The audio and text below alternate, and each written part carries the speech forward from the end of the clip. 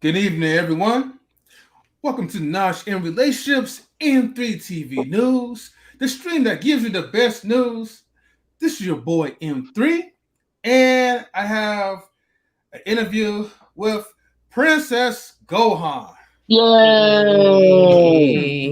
Yes. It's been long overdue, sis. Long overdue, but finally got glad that we're gonna give you your interview and. And the chat will be able to get to know you. Yes. Yeah. I'm excited. That's what's up. Let me play this nice little welcome saxophone music real quick. Because we got people in the chat already. Like Miss Trisha says hello. Hey. And we have the blooming Ebony sending out the flowers to you. So man. The chat already on fire? The chat on fire already? That's what we doing? Okay. Hey. Man, at least give me a chance to pop the question up, chat. But chat, feel free to continue to comment and ask Princess Gohan any questions as we get to know her by starting with the first question. Tell us about yourself. Oh man. I'm originally from Flint, Michigan. Those who know that the water still ain't fixed. So that needs to be out there. And I grew up in Flint, Michigan. I kind of lived in Grand Blanc a little bit, but I love theater. I grew up in front of the TV, watching different artists, wanting to be Michael Jackson, wanting to be Selena. Especially Selena. I think the reason why I do music now is because of watching the movie Selena. Although, we found out why Jennifer Lopez was a little problematic in that part, but it still was the thing that inspired me. Through high school, I was in theater, always doing something as far as with acting. I was in the marching band. I was a majorette. I was actually funny. My dream was to go to Jackson State in Mississippi, but I didn't have this random science credit in order to get into the school. So I ended up having to go into some community college, and that wasn't working because I was miserable in community college. I hated it there. I only was there for the refund check to give me my first car. Gotta get that whip. So had to get the whip. Let me ask about the Jackson State thing real quick. Now, Go ahead. I don't know all the HBCUs and all that. You know what I'm saying? So educate us. Is that an HBCU? Yes, it is a HBCU. It's actually has been one of the top schools for marching band or for the band. Like they know, like all the single ladies moves. Jay Seddon, that's comes from, single ladies. yeah. That Jay Seddon and Buckin and it's throughout these different colleges that's probably made up this style, but Jackson State is really big for their band. And I was really big on the band and loved performing. And that was just my dream. I was like, we about to do drumline too, baby. That's going to be me on the field, So, yeah. So I was super excited and super bummed when that didn't go through. I ended up, collecting these refund checks and getting in debt through community college. And eventually I ended up auditioning for the American Musical and Dramatic Academy in New York. And I ended up getting in. That really changed my life. And I didn't even think I got in. It took so damn long to get the exception letter. And they sent like this big ass packet. I thought it was just information. And I was like, yo, what is this big ass? Y'all was supposed to send me this like 3 months ago. What is this? And they said I was accepted. Didn't know how I was going to get the money. Shout out to Sally Mae /Navient / Uncle Sam, who Sally Mae and Navient. Yeah, who knew we couldn't pay it and knew we were going to be in debt, and knew we didn't know what we were doing. Exactly. And still gave us the money anyway. I ended up choosing the New York campus because they said that they were going to train me a little bit harder. Ended up going through training and acting. From training and acting, at the end, I ended up getting into stand-up. So the last piece that I performed in college was stand-up. But it was like a whole production. Like I had my script, baby. It was live. It was love. Like I thought, I thought New York was not like that at all. People was reading jokes off their phones in these weird underground places in New York City. And that was really weird to me. And I was very upset about the state of comedy and what it had to be done. I was just annoyed with all of that. Ended up getting into improv. Improv changed my motherfucking life. I'm sorry, but like if any Black kids see this, like if you just see this in the future, like improv is looking for you. And improv, you can express yourself and be the characters, your mom, your aunt, everything that you are. This thing, like for instance. This is why improv changed my life.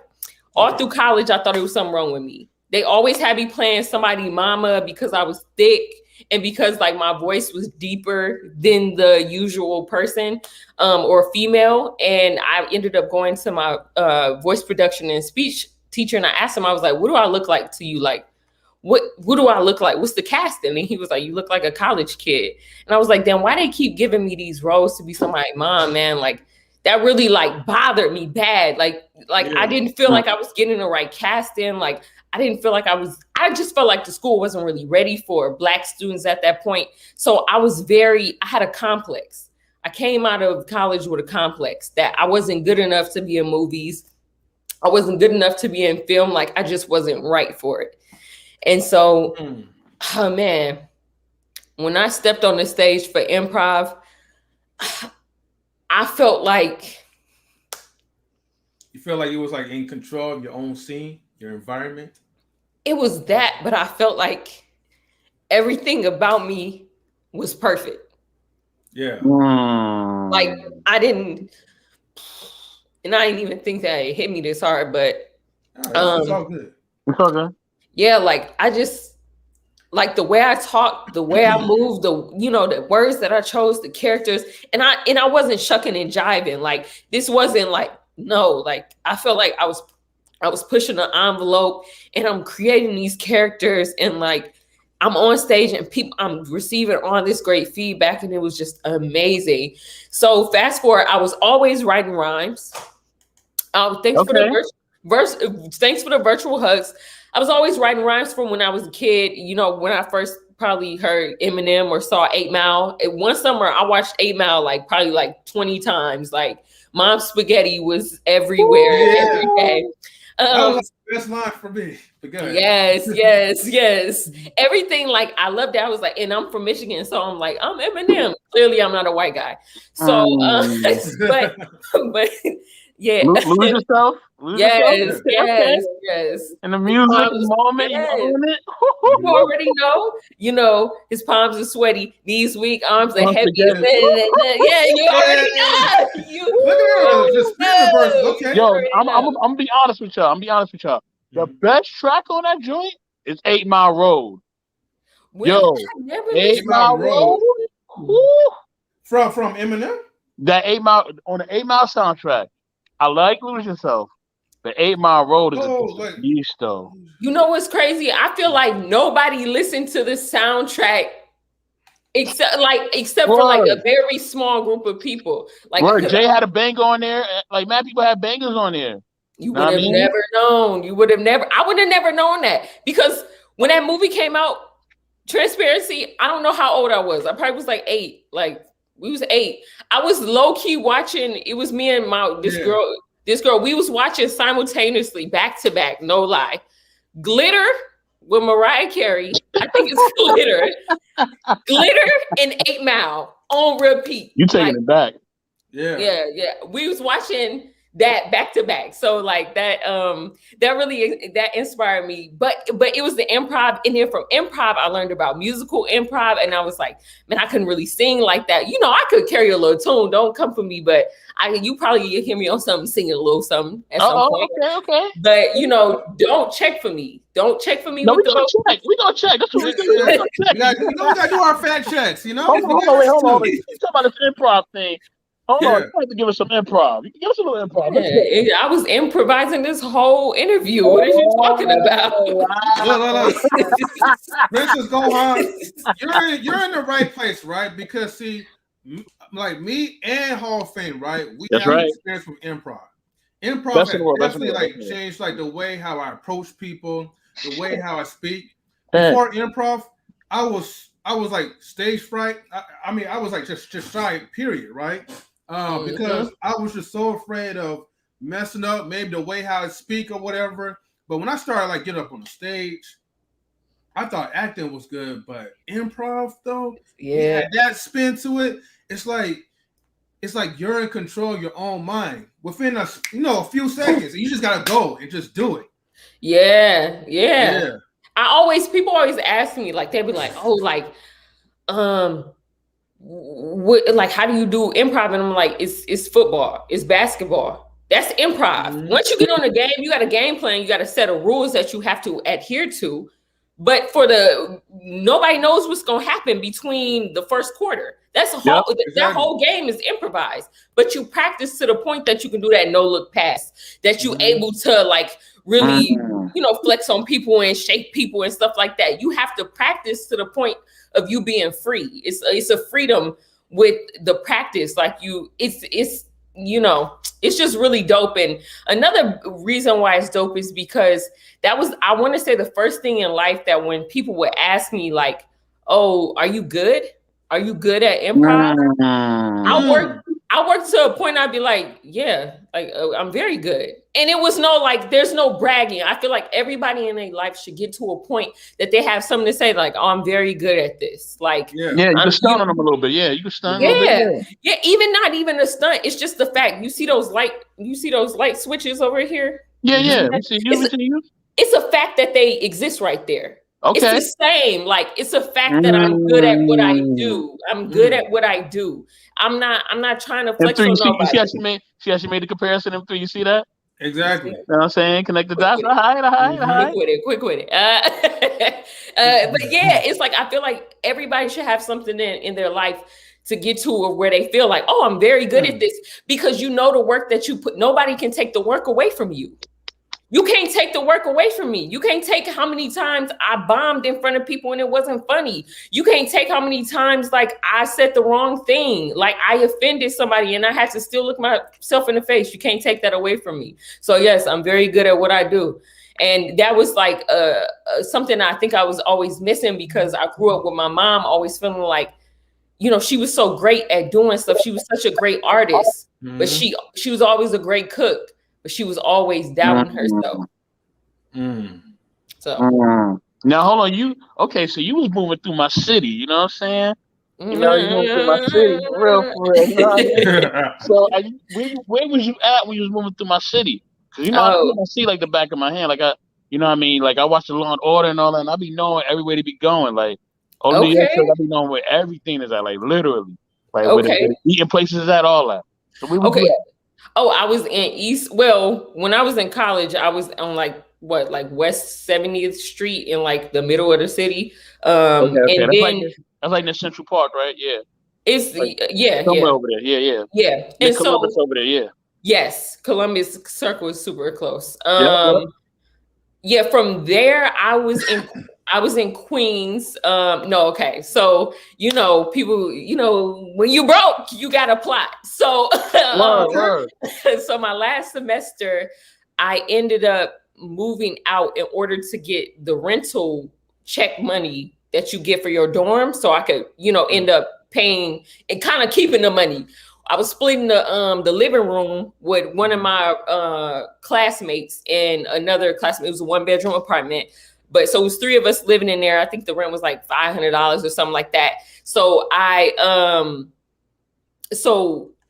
paid my rent a little bit, kept the money, and then ended up moving into an apartment in Brooklyn that I wasn't even supposed to be in.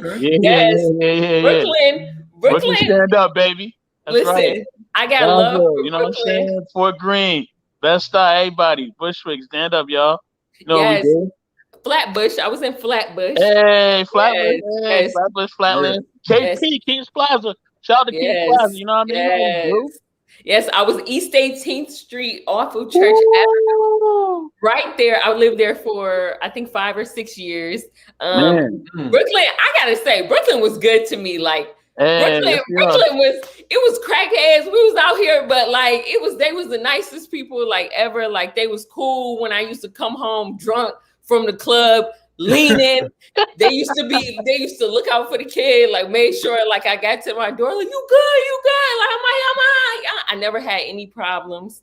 So you near the 2 train or the D line? No, I was off the Q. The Q, okay. The Q and the D, right? That they kind of run simultaneously, I think. The Q and the B. Yep. Mm-hmm. Yeah. So yeah, like Brooklyn. I'm not gonna sit here and say I was in Brooklyn and that's where the fire started. Like, no, like I just, you know, I was just trying to survive. It was so many times that rent was months behind, like months, and you know, I got the Jewish landlord or whatever, he held me down. Shout out to Saul, Saul, whichever one. He was like, he let us, you know, like he let us rock. Like, I love that. Like, you know, it was just, I don't know. I'm not gonna sit here and say like I had like such a crazy time, but it probably was bad. Yeah, we was sleeping on the floor for a minute. We ain't have beds. Like we was on the wooden floor. I never forget, we bought a rug. Instead of anything, we should have brought a mattress. But we bought a rug.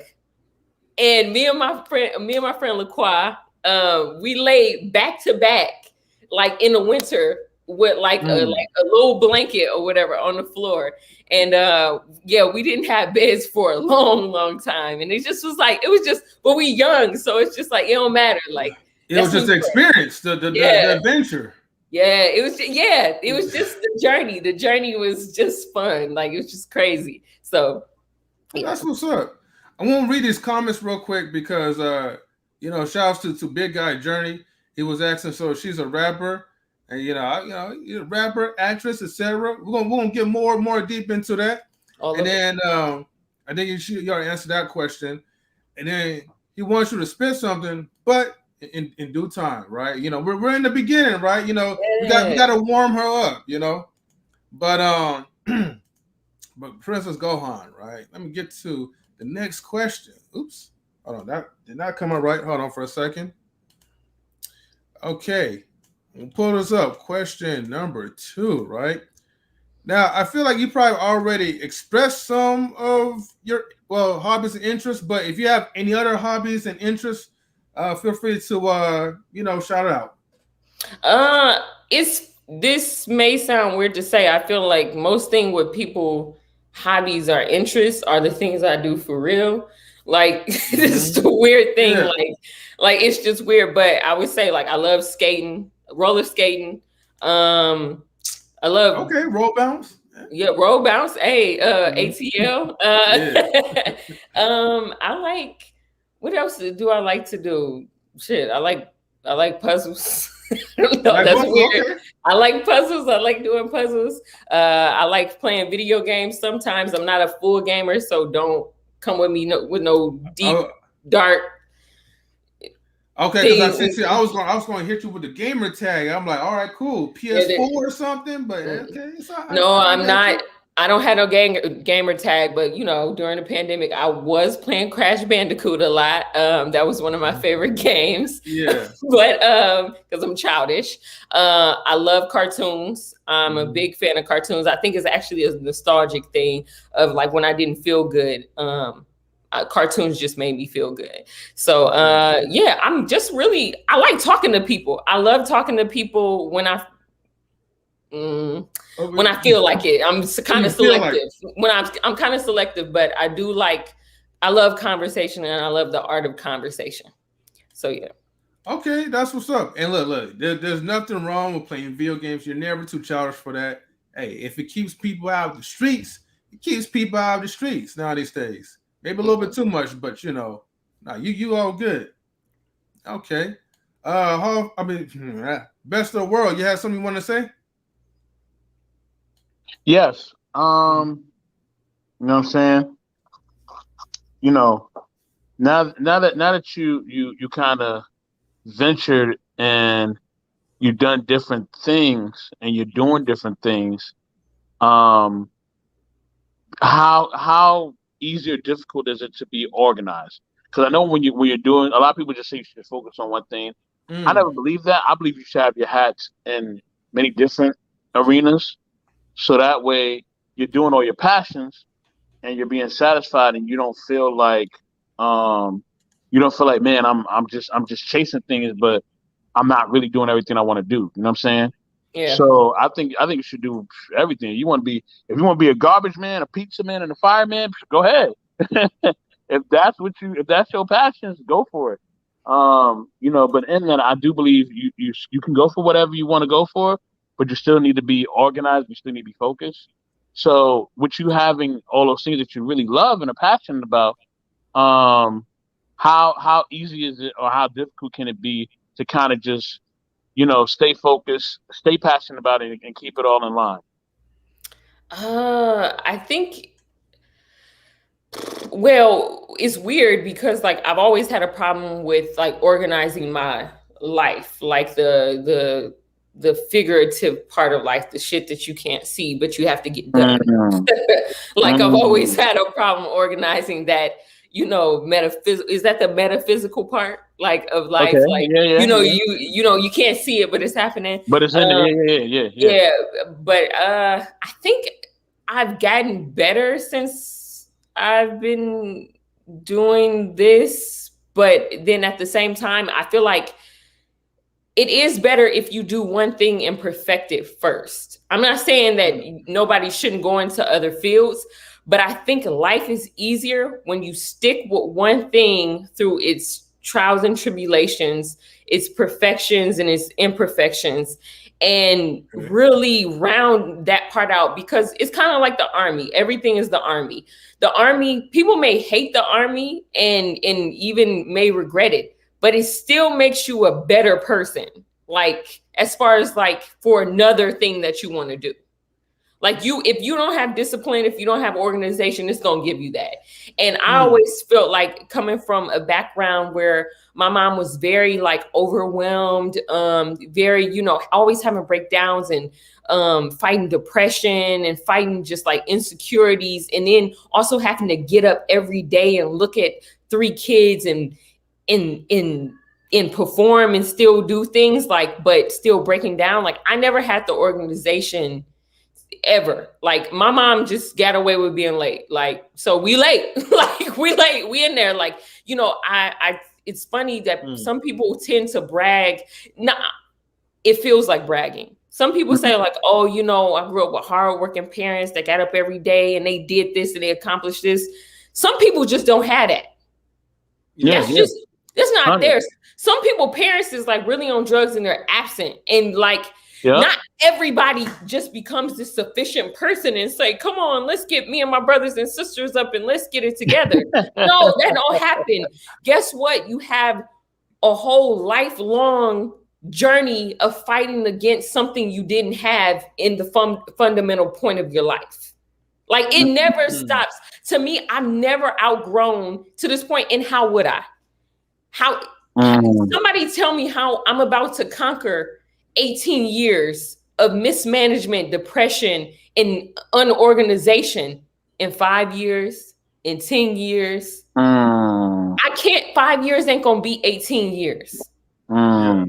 It's not. And it's like, but you beat yourself up every day and say like, oh man, I'm, you know, that was long ass. Yeah. You know. And I can relate because I can remember just having trauma just from a baby, like just a lot of trauma. You know what I mean? Like, and it affects you. You know what I'm saying? Yeah. I've had a parent that was absent literally all my life and had just now stepped in, and I'm almost 40. So, you know, I could totally relate.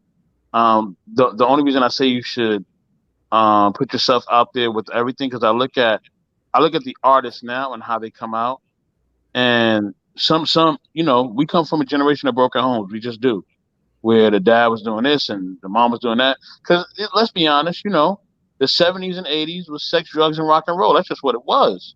You know what I mean? You know, they was walking around with the spoon on, you know, in their pocket to do their drugs. You know what I mean? Ready for it. Ready for the world. So that whole Quaalude thing with the whole Cosby trial and all that, like that was just the norm. Like that's just what they did. They was out there. Well, how you think, you know, the monster came around? You know what I mean? AIDS and all that. Like they was wilding. You know what I mean? So due to that, like, you know what I mean, they was living a different lifestyle than we're living now. We're it's a lot more cameras on us. We have to act a certain way and be in certain places. You know what I mean? They ain't have to act no way. You know what I mean? They could just be full out. They had clubs where they could just be full out and be doing a bunch of crazy stuff like Studio 54. You know what I'm saying? Like it was a whole different type of era. So, but I digress. I'm saying what I'm saying to say that when I look at the artists now and I look at the ones that are extremely successful, you see them everywhere, like bird crap. Like they just everywhere. Like I'll be watching TV. I'm like, wait, Kevin Hart's selling me this? He doing that? He doing this? He doing that? He doing this? He doing that? Like he's just everywhere. But that's after the fact too. But what I'm saying is that he put himself out there to do everything. You know what I'm saying? And he reaped the benefits. And then I see that more with people now. You know what I mean? No matter what background they come from. You know what I mean? 'Cause like I said, we come from a generation of broken homes. So I think that based on that, I feel like all the artists now, you know what I mean? Like 1 minute you'll see them, they'll be singing. Next minute I'm looking up and, you know, they on Dancing with the Stars or they doing football. I'm like, yo, what? Wait, hold on. You play football? Speaking different languages? Yeah. I'm like, what? You know, yo. I'm like, okay, so homie diverse. So, and one person that I seen that with was, and y'all probably all heard of him, Childish Gambino. Yeah. Like Childish Gambino, like he was acting, and he was doing the music, and he was singing. He was doing like mad stuff, and I was like, cause I just heard his little mixtape. I heard Camp, and I was like, all right, homie, dope on the mic or whatever. But then I'm like, I look up and it's like, oh snap, he on TV. You know what I mean? He doing this. He's singing now, like. You know what I mean? And I think that's what like really helped him, you know what I'm saying, to grow because he did so many different things and it made him like I think diversity now is key. I think it's key to being successful. And then also the as I always share the Floyd Mayweather theory. I always share this, you know, working smarter, not harder, and having multiple streams of income coming from different places. You feel what I'm saying? Facts. So that even when you're sleeping, you're still making money. Like you know, when he threw that concept at a brother, I was like, yo, I got to get on that. Like, brother got to get with that for real. So yeah, so I would just say that, you know what I mean? You know what I mean? Everybody has their own process, so you'll process it, in the best way you can process it. You feel me? But I know without a shadow of a doubt you will be successful. You know what I mean? Thank you. Without a shadow of a doubt, for real, for real. Thank you. On that, let's go to question 2 and 3. Let's get it. You know what I mean? No, that was question 2. We were on like question 3, but I do want to say something Okay. about I messed up. Childish. No problem. I do want to say something about Childish Gambino, right? I know his real name what Danny Glover, right? Or Danny, Yeah, Danny Glover. Yep, you going? And it's funny. Donald Glover. Donald Glover. I'm sorry. I'm Donald. Yeah, that's right. Oh shit! Oh shit! Lethal Weapon, homie. It is Donald. Right. That's the Lethal Weapon cat. Lethal Weapon. Danny Glover. That's Lethal Weapon. Because all right, so because Donald Glover, right? I think I saw him when I first saw him. I think he was like on Saturday Night Live a few times, or he was. Yep, he was. Right. Yeah. Okay, so it was Saturday Night Live, right? Yeah. And it's always going to be a funny meme, right? Because nobody didn't know the differentiation between Donald Glover and Childish Gambino. They didn't know they didn't know it was the same person, And it's funny because Donald Glover, right? And his stage name, like the way how he acts, like it's just so different. Like when he's in like actor mode, like he separates his music from that. Whereas like, you'll see like most like some rappers, like they just have to stay in that type of acting role. I'm sorry, the music role into acting, but he know how to switch it up to a point that it's like, okay, now you see him like, doing like, music, like, shows and then singing.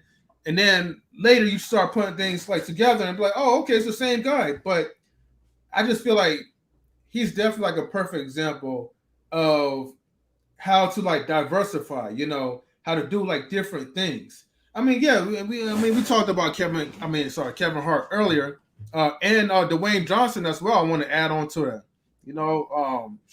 Wrestler, turned to an actor, and now he's like a movie star, just doing all kinds of stuff. Lightweight singing a little bit. Oh, okay, I didn't even know that about The Rock. He was singing just a little bit, just a little. Yeah, like the what's it called, the Mulan song. I think that's what it's called. No. Oh, no, it's not Mulan. That's not Mulan. It's Moana. Yeah. Moana. Like, hey, what do I say? He was singing. Yes. That was him. Ooh, that's like his daughter's like. E-Black TV, my God. E-Black says, "Hey guys, princess in the building." Cool. Guys. Hey. What's up, E?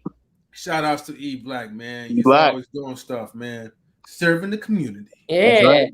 Also, I want to say, I don't know. No, go ahead. No, say, go ahead. I just want to, girl. Every person that y'all mentioned still had a very good base of one thing they perfected first.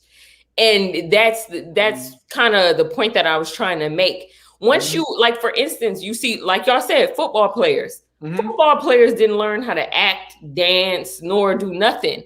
Once you become Tom Brady, that's the right person that I'm saying. Yeah. Tom Brady, once you become him, once you become, anybody, like, as you can just go in, you're going to get these deals, but you have to perfect that one thing first. You have to perfect the basketball, because guess what? You can apply that work ethic that you had to do to get to that one thing and make that thing work.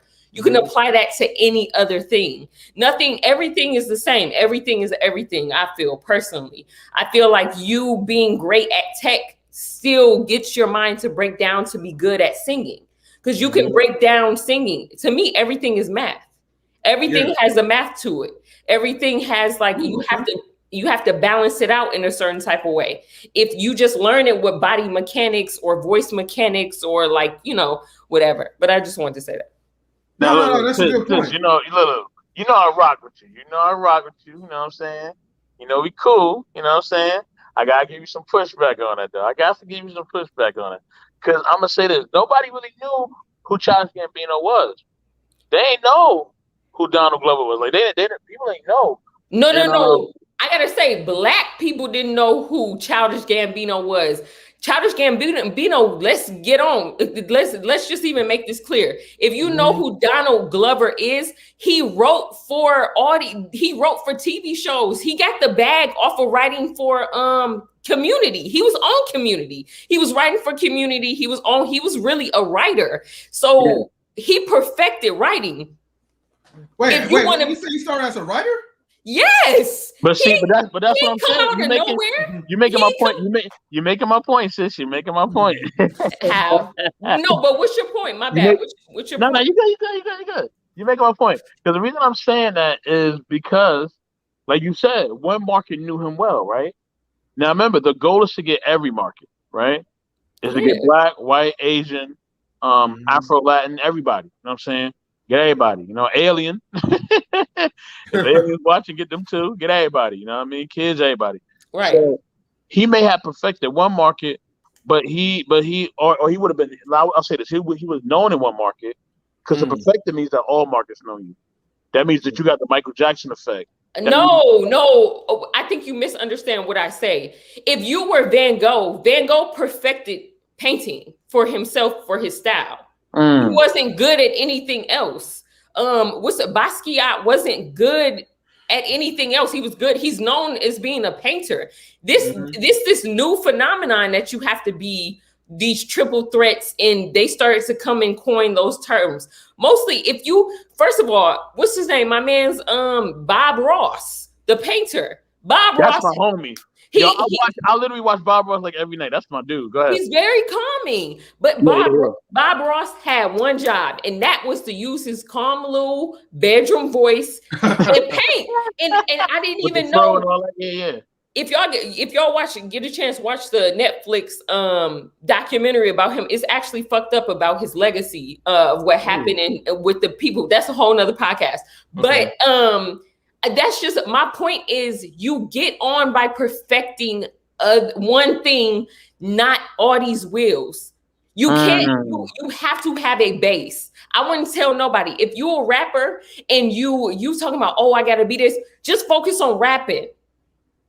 Just focus on writing. Don't focus on making hooks. You're not there yet. If you good at hooks, focus on making hooks. If you good at freestyling, focus on freestyling. Whatever, go towards the thing, get that base. Because I can't, like for instance, The Rock, we wouldn't have never known The Rock if he hadn't perfected his personality as being The Rock. But see, that worked for him because that worked like 20 years ago. Now, I mean, remember, The Rock came out like 20 years ago. So that worked 20 years ago. But see, you can't, but nowadays, the standard is a triple threat. That's the standard now. It's changed, and I'll tell you why it's changed. It's changed because of social media. That's really why things have changed. Social media has made it where, in order to stay interesting, in order to stay trendy, you got to do multiple things. Because I ain't gonna front, I ain't gonna lie. If a video over 10 minutes, I'm scratching my head thinking if I'm gonna watch it, because I'm like, I could be doing something else. You know what I mean? I could be playing video games, I could be networking, I could be doing a whole bunch of other stuff. So I'm like, do I really want to watch this video that's like 15 minutes or 30 minutes? And I mean, that's not even a lot of time, but that's how people think. I know one friend, he's like, bro, if the video is more than 5 minutes, I'm cool. I'm like, but you're missing on some great stuff. He's like, yeah, I'm good. Like, and that's because of social media. Social media has made people Insta famous, TikTok famous. You know what I'm saying? And these people are out here doing all types of stuff. You know what I mean? Like, I know this one guy. I ain't gonna name drop him because I don't want us to get copyrighted.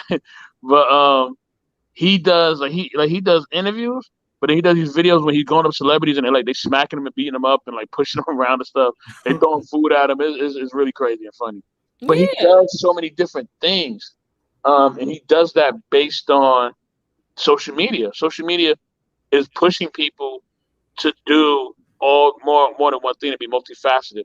I do agree that back in the day that could work, but social media has changed the game, unfortunately. I don't agree with that. The reason why is because why can one person get on and continue to get on by having one thing?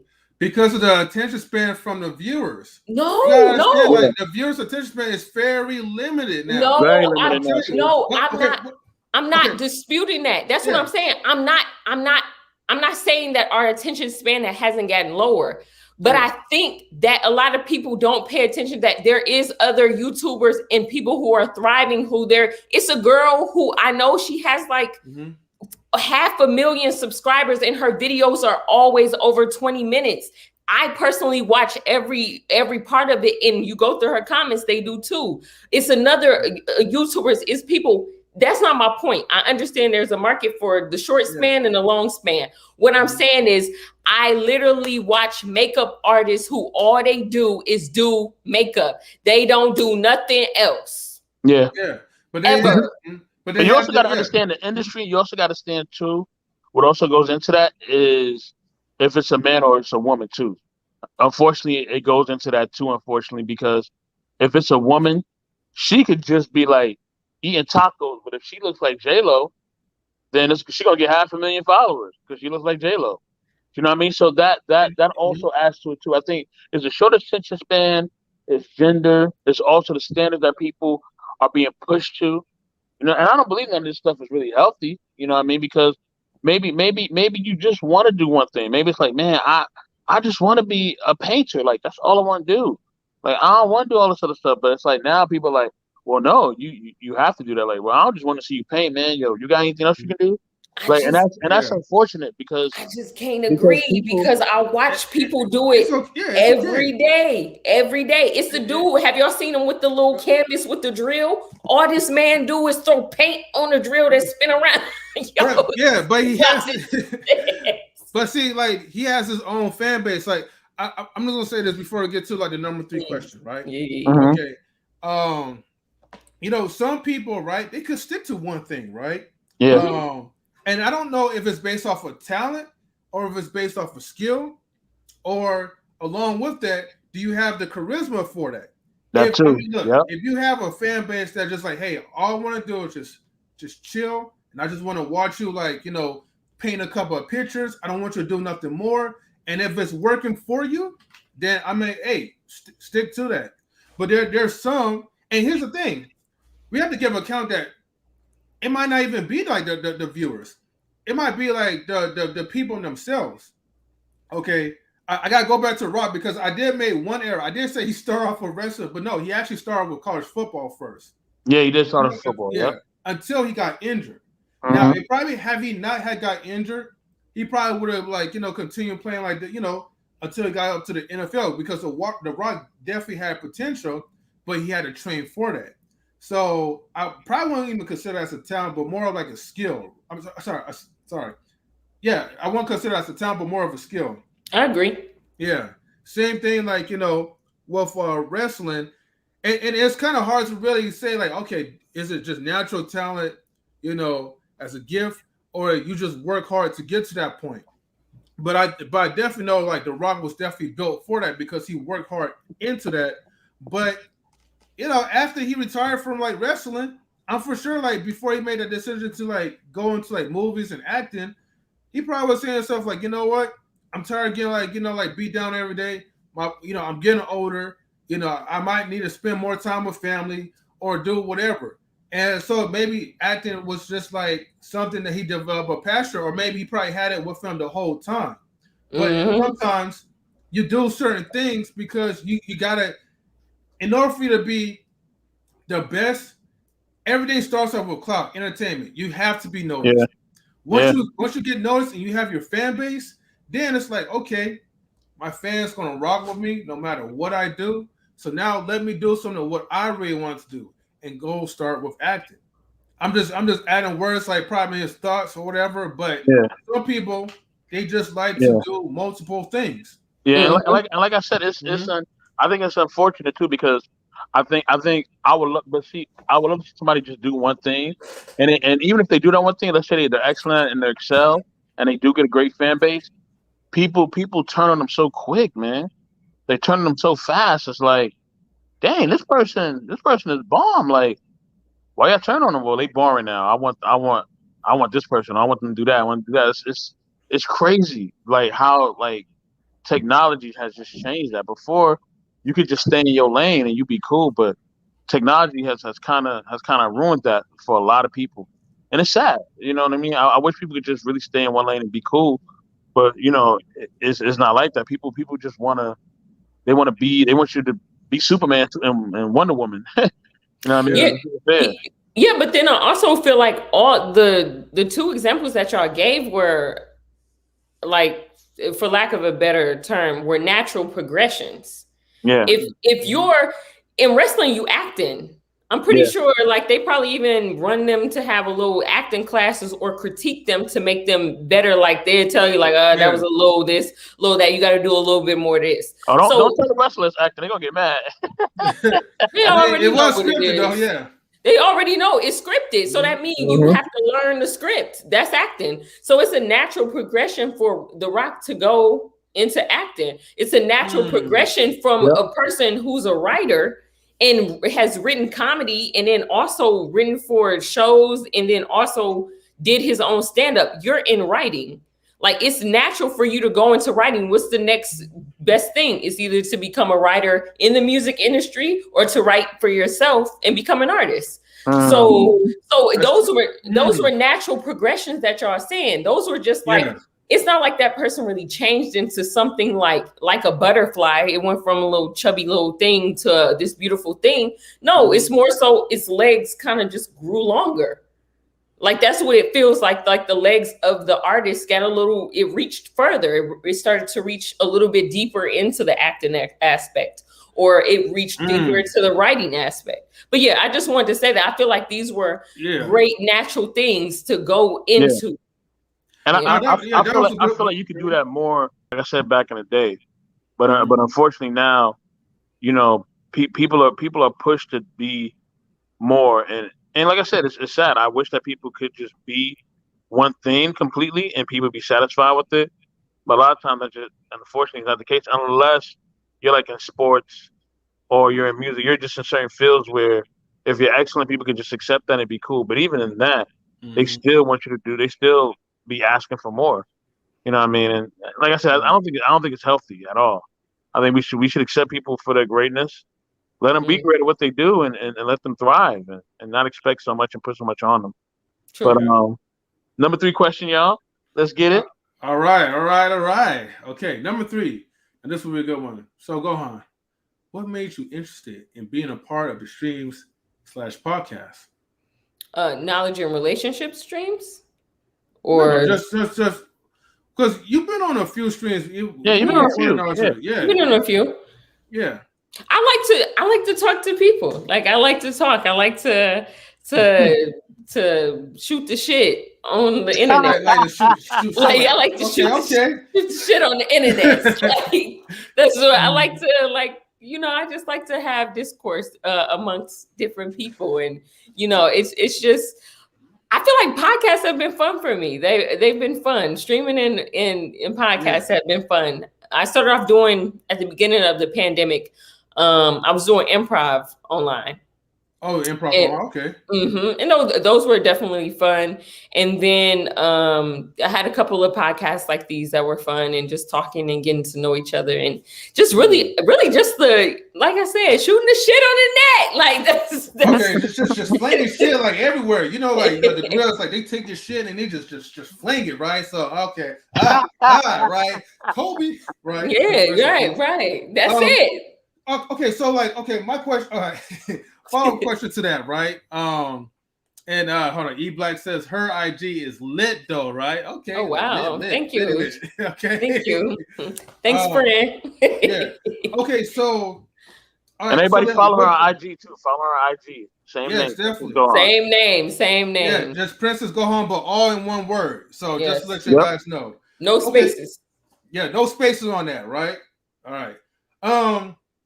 So then my question is, okay, like you said you was doing like a lot of comedy like online, right? Did you start off like with like StreamYard doing it, or was it like IG? Like how? Because eventually you got brought up to like, okay, like a lot of people is using StreamYard, right? So you got brought up into this type of community, right? So where did you start it first? Was it IG, Facebook, like? No, it really just started from the pandemic, from people who I knew in real life in the shows that I was doing, and those people trying to stay afloat during the pandemic. So it's really, it wasn't anything other than like, as far as like I know nothing about the behind and the tech part of podcast, but I do know that it's some people working at this moment that people cannot even see, and still, or it may be you, M3. It could be Mr. Best in the World, 84. You going, them little hands working, big hands, small hands, medium hands, whatever hands you get. they working, to keep everything going and smooth, and bringing the comments up, taking them down, doing, the banners. All this stuff is working, and so like, I really appreciate the people who do know that side. And I just wanted to take a moment to say, like, I appreciate you so much, because like that is unsung. Yeah, you're welcome. That's an unsung part of this podcasting and streaming that people don't really understand.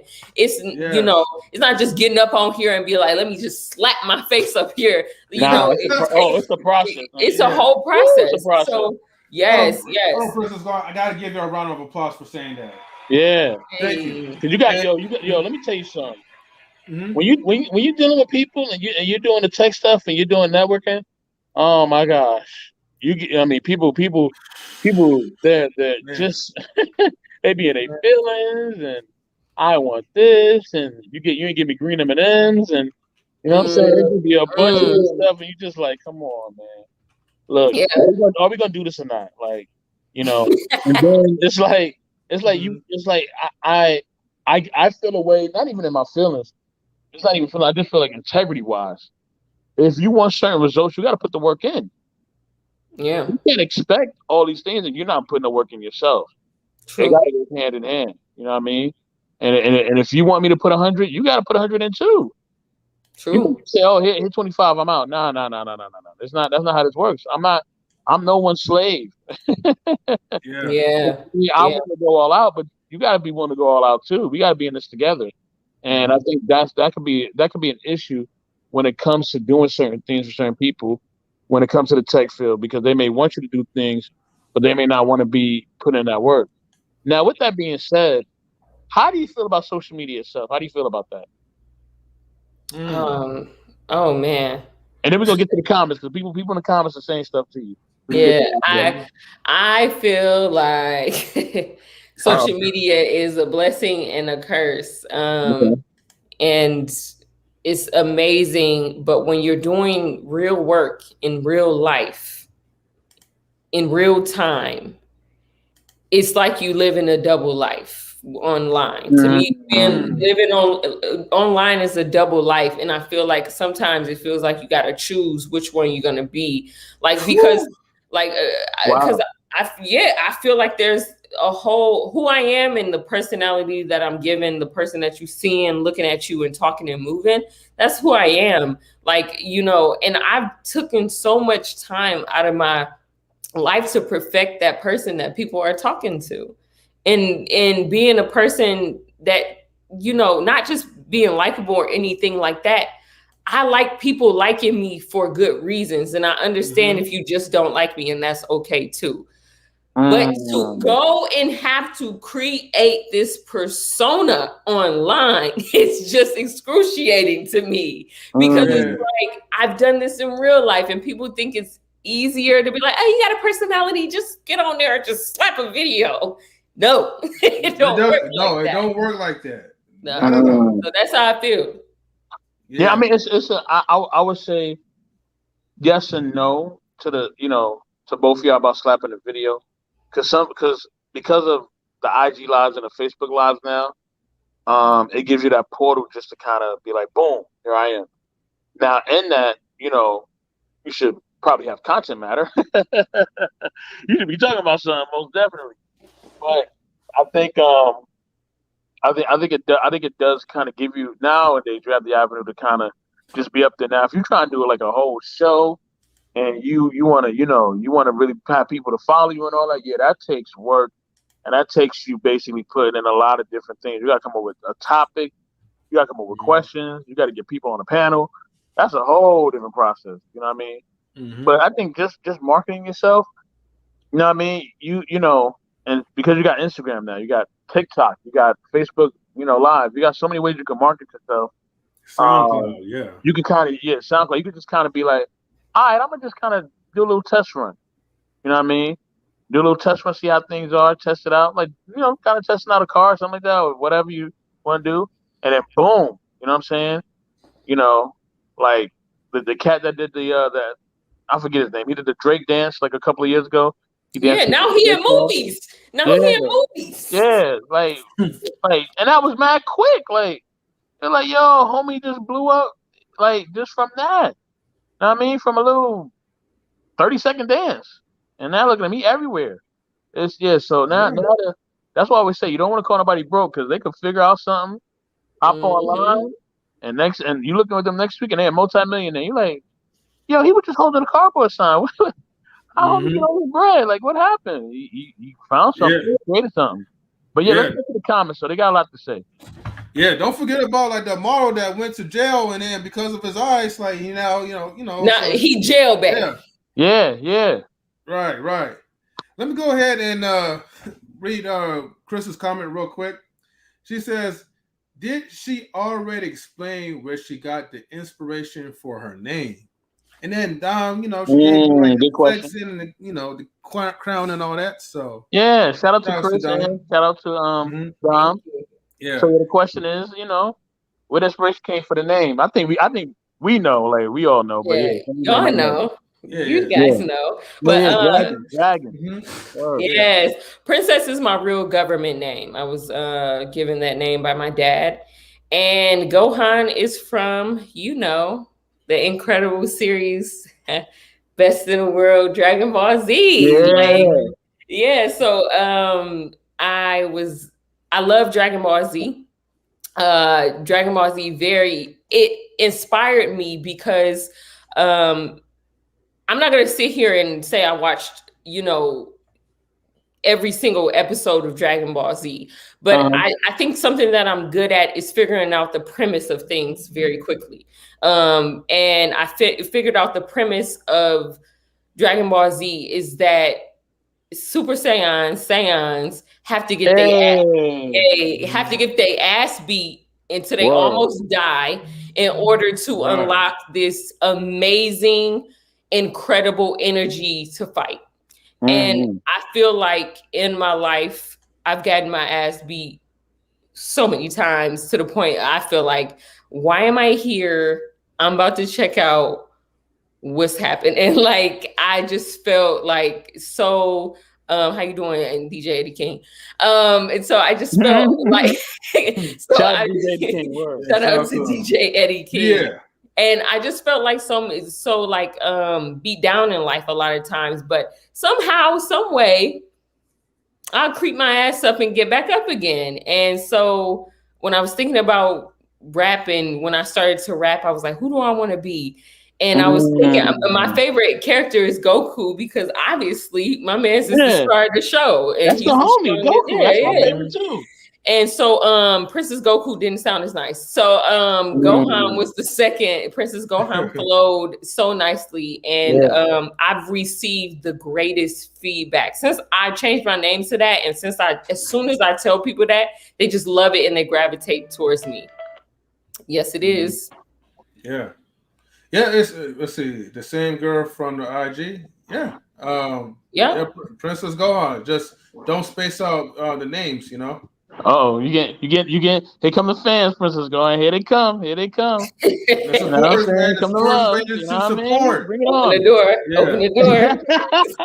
Okay, because she had a question to ask. She says, "Has anyone in your audience before now ever said a comparison of you and Mrs. Journey Smollett? Journey Smollett. Journey Smollett. Who's that? She was. You ever seen Eve's Bayou?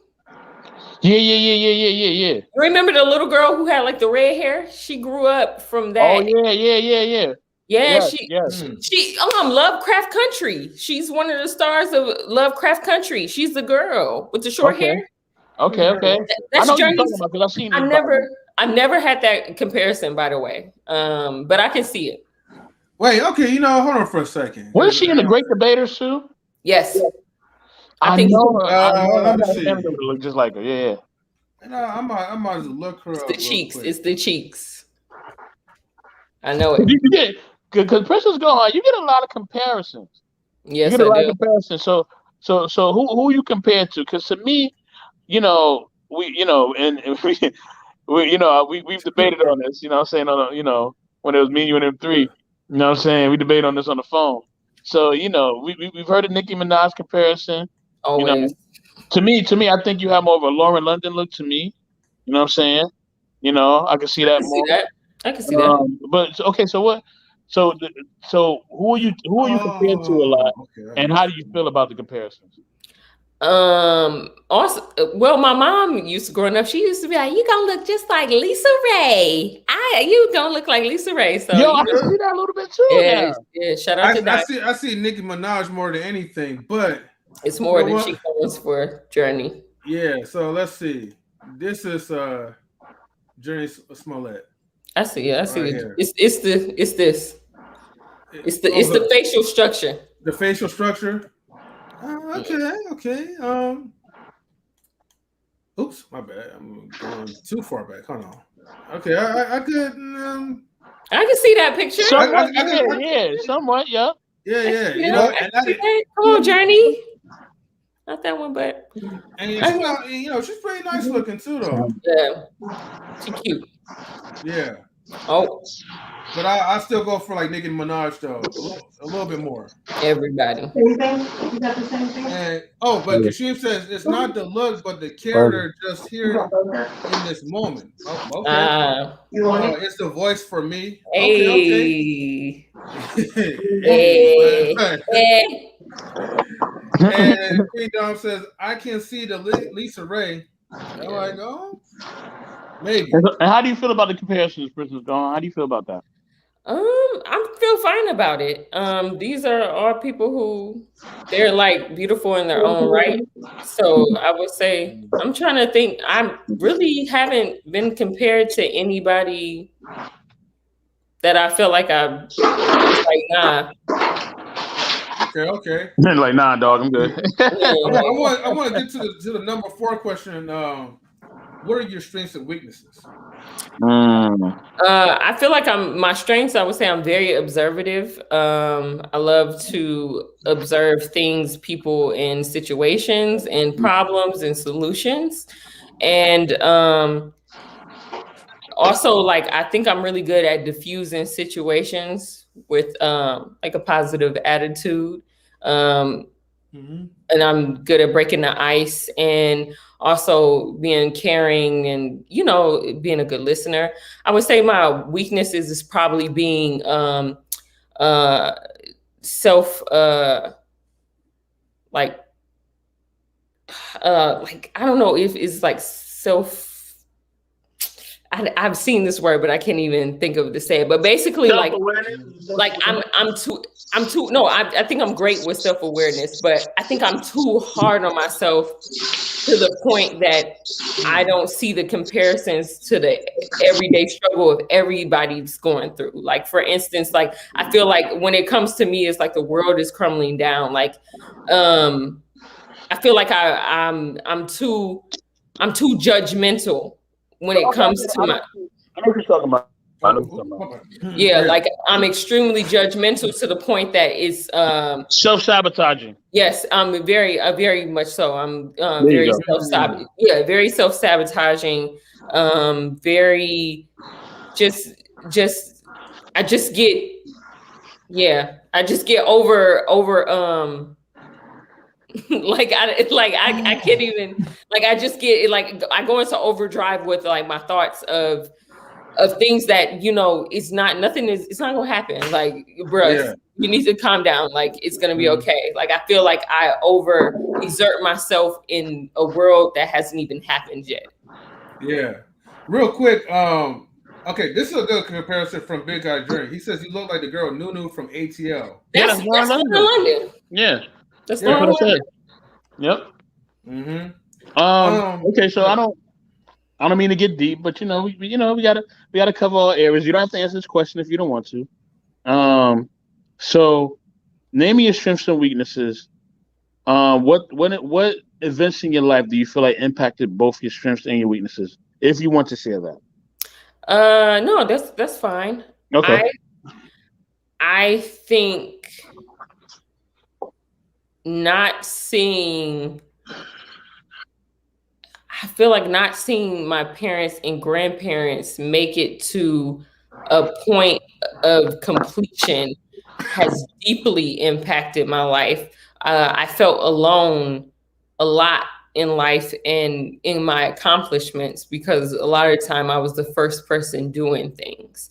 I was the first person to leave out of state. I was the first person to, just do take so many leaps like and bounds and do things and talk to new different type of people, like to the point that I felt very alone in not being able to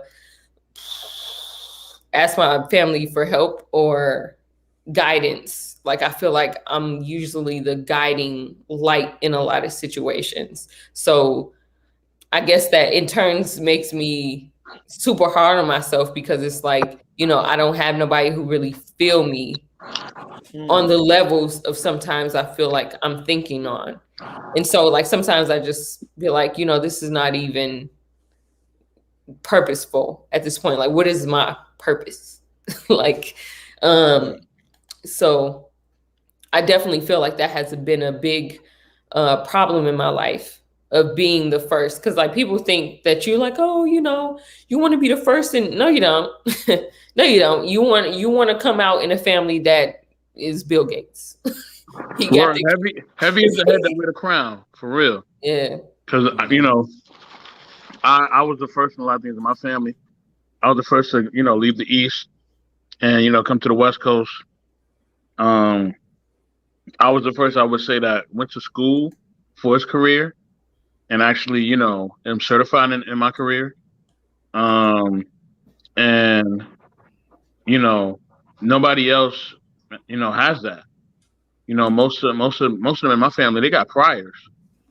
You know what I mean? So, that's what I grew up seeing. And the men that did work, they didn't really have an education like that. You know what I'm saying? The education level wasn't there. One of my grandparents, they only had like a 7th grade education.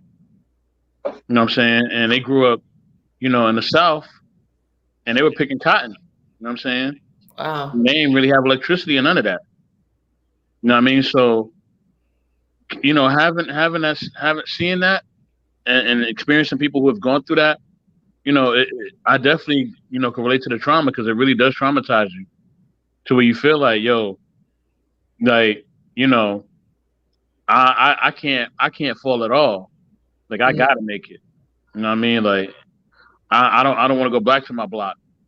I don't want to go back to the norm. I don't want to be sitting on the stoops with my family. I gotta have something better. So that pressure is, and then it's the what's that show? So it's like the Survivor's Remorse show. Yeah. Where, like, you make it and everybody feel like you're supposed to like do everything and be everything for them. But yet you're still a human being and you got your own problems. So even though you are trying to be everything for everybody, you just can't. You know what I mean? And some people you just can't bring with you because they're just toxic. Like, I'm just gonna be honest. Like, there's some people you just can't take with you. True. But I love the Steve Harvey comparison when he's like, yo, we on the golf course, we chilling, we playing golf, and now little Ray want to go punch the golf owner in the course. You know what I mean? He owned the whole golf course, and he want to go punch him in the face because he looked at him weird. And now you looking at your cousin like, why you being weird to me? No, but why are you hitting somebody just because they look at you a certain way? Like he probably got like a cross-eyed defect or something. He probably ain't even looking at you. Never know. Yeah, but you so stuck in your mentality of being from a certain area that as soon as you feel a slight of disrespect, you're ready to take off. And it's like, you're not using your words, you're not using nothing. You're not even communicating to me like, yo, what's the problem? Like, you just taking off. Yeah. And, my reputation is staying. I look bad because you want to be hood in that moment. It's when keeping it real go wrong. Yeah. Right. Yeah. Not everybody can go. Like, there's certain people in my family, like, I've told family members, I've told spouses, my spouse, I'm like, listen, you can't be around this person because they don't know how to act. You know what I mean? Like they can't come to the barbecue.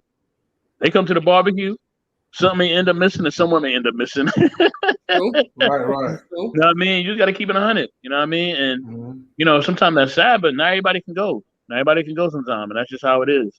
So I can definitely relate to that, most definitely. Yeah, you gotta push it moving, man. Because the thing is, like, as you come up and you make it to the top, you still have to heal from the bottom where you came from. You still gotta kind of get that self-like therapy, that self-love for yourself. That doesn't just come quick just because like now you made it, you accomplished things. You still gotta deal with the traumas that you went through. But people outside of that is not gonna really understand where you're coming from because they're like, okay, you came up, so now let me go ahead and take the shortcut and pass me that rope so I can just climb up. Instead of like, taking the stairs that all, put in all the hard work that you had to go through, You know what? It's funny. I think I was just having a conversation about that same thing, M3. Like sometimes you gotta let people suffer because that's their journey. That's their journey. And if you take that away from them, you're taking a big part of their journey away from them. And it's like, and a lot of times we look back at things and be like, man, I'm so glad nobody helped me out. Cause it's like, I wouldn't have went in this direction. Yeah. I wouldn't have went in, but a lot of times people, like you said, they see your success and go, lower the rope. And it's like, the rope got to come with a caveat. Like we can't just, but I don't know. I feel like some people do deserve to ride the coattails. And some people you see a bigger journey ahead of them. You see a bigger picture in front of them. And it kind of made me think, I had said this to somebody, like, this may sound real fucked up and I hope it don't, but damn, like Kendrick was running through these hoods dodging bullets. I hope we could never go back in time to change that, because like we wouldn't have got the body of work that we got. We wouldn't have got To Pimp a Butterfly. Exactly. That beauty and that art literally came from that, terrible, with that terrible cat. It came from with that terrible, the terrible life the caterpillar had to go through. Yeah. Pressure, pressure. It takes pressure to make a diamond. You know what I'm saying? Like, I mean, it ain't easy. Yeah, but I also think like you said, some people you can give them the hookup. You know what I mean? You can give them the hookup because they know how to act. They playing their role. They're not leashing off you. They're not doing nothing crazy. Like, you can give them the hookup, but some people, like I said, you gotta leave them behind. Like, you just got to, because they'll just destroy everything you work for. But then also you got like, speaking to the self-healing. That's definitely a key, because I think for me, just doing therapy, doing a lot of self-healing, doing a lot of spiritual things as well, I realized that a lot of things were traumatic, and I didn't really realize that I was traumatized. You know what I mean? I'm like, dang, okay, this family member that died, they hit me a little too hard. That traumatized me. Or they was cursing at me. That traumatized me. Or them drinking traumatized me. You know what I'm saying? And you're not realizing how traumatizing it is, until you're out of it, and when you see it, and when, because when you have, when you have both people in your family, because it ain't disrespect them. I love my parents. Both my parents have caused me a lot of trauma, just because of their mentality and them having the hood mentality in a lot of ways. But I love them, but it's a lot that come with them. You know what I'm saying? So I had to escape that, and once I escaped that, I was like, oh wow, this really affected me.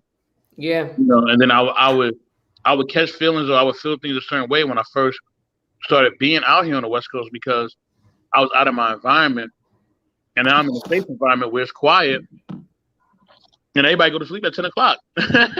Yeah. Everybody go to sleep at 10 o'clock in my neighborhood. That's when things are just starting. You know what I mean? Like, that's how it was. 10 o'clock is like, yo, what we doing? You know Yeah, what I what's mean? up? Where the party at? Yeah, let's go, cuz we out. You know what I mean? But not in places in California. Not places out here. Listen, if you don't get your dinner by 8, you ain't gonna get no dinner in certain places in California. That's just how it is. And M3 know what I'm talking about because he lives out here. You know They close. They close at 8:00. Yeah. Yeah. I mean, but not where I came from. No, they open to 12 a.m., 1 a.m. Some places don't never shut Still, down. you can still get your barbecue, man. Like at Yeah. least like 3 a.m. Yeah.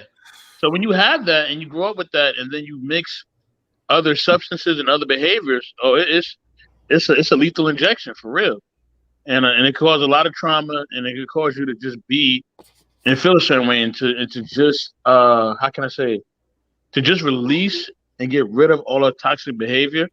You know what I mean? It still bothers me here and there, of course. You know what I mean? You can't just erase, like you said, you can't, like I said, I can't just erase all those years of trauma just in a short span of time, but you can definitely heal and reflect in it, especially if you're, number one, if you're willing to do the work. You want to do the work and you're willing to heal and reflect and go through the emotions of it, you'll definitely heal, you'll definitely reflect, and you'll definitely be a better person once you get past it. So, yeah. So, definitely shout out to getting help and getting therapy and getting through the trauma, most definitely. All right, I gotta move on to the number 5 question. Number 5 is being an aspiring rapper MC. What do you think of the current state of hip hop? I think it's just moving through its phases. I feel like every phase, every genre of a music has its phase that it's moving through. But what I hope to see is that it's moving through to the right hands. Like the right hands get their hands on the ownership of the thing. So, but as far as like the musicians and the rappers and everything, everybody's playing. Everybody is, they're playing. They're creating. They're going off the vibe. We are in a very vibey time. It's very about the vibes, the vibrations, and how something feel. Yeah. If the energy ain't right, if it's hitting right, it's the rhythms. Like nobody sit here and be mad at like Caribbean music. Yeah. Nobody be fighting over Caribbean music because they be hitting Caribbean music. They hit the same thing. Like, I was introduced to the artist Sweet Mickey, the Haitian artist. You know his song, I Don't Care. He said, I don't care. I don't give a damn. He said that all the whole time, just like it's the vibe. It's the whole vibe. Yeah. And you feel it. And it took that many times for him to say that, yes, I don't give a damn. Whatever you saying to me is not my concern. And I feel like that's hip hop. Like hip hop is going through its phase. It's shedding phase. It's growing phase. Yeah. I mean, it's like every decade, it's always like changing to something, right?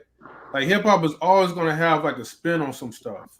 Although, there's a lot of old heads that may not even agree to the spin because some of them are stuck in like, the 90s, like the 80s version of hip hop and the early 2000s. To me, like those were at least like the 80s, 90s, early 2000s. Those like was like the best, in my opinion, with hip hop. And, now you just have like a lot of weird stuff, mixed in with hip hop. That's just my opinion to it. And shout out to Caribbean music too, man. We got to shout out to Caribbean. Shout out to that reggae, that dance hall. You know what I'm saying? That soca, that merengue, bachata. You know what I'm saying? That reggae tone, all that. Reggae tone. Word. Yeah. This also leads me to like a follow-up question too, right? So I want to jump into number 6. Who are your top 5 rappers and MCs? I would say I'm really about the feeling and what did a rapper make me feel like? Like what did that like?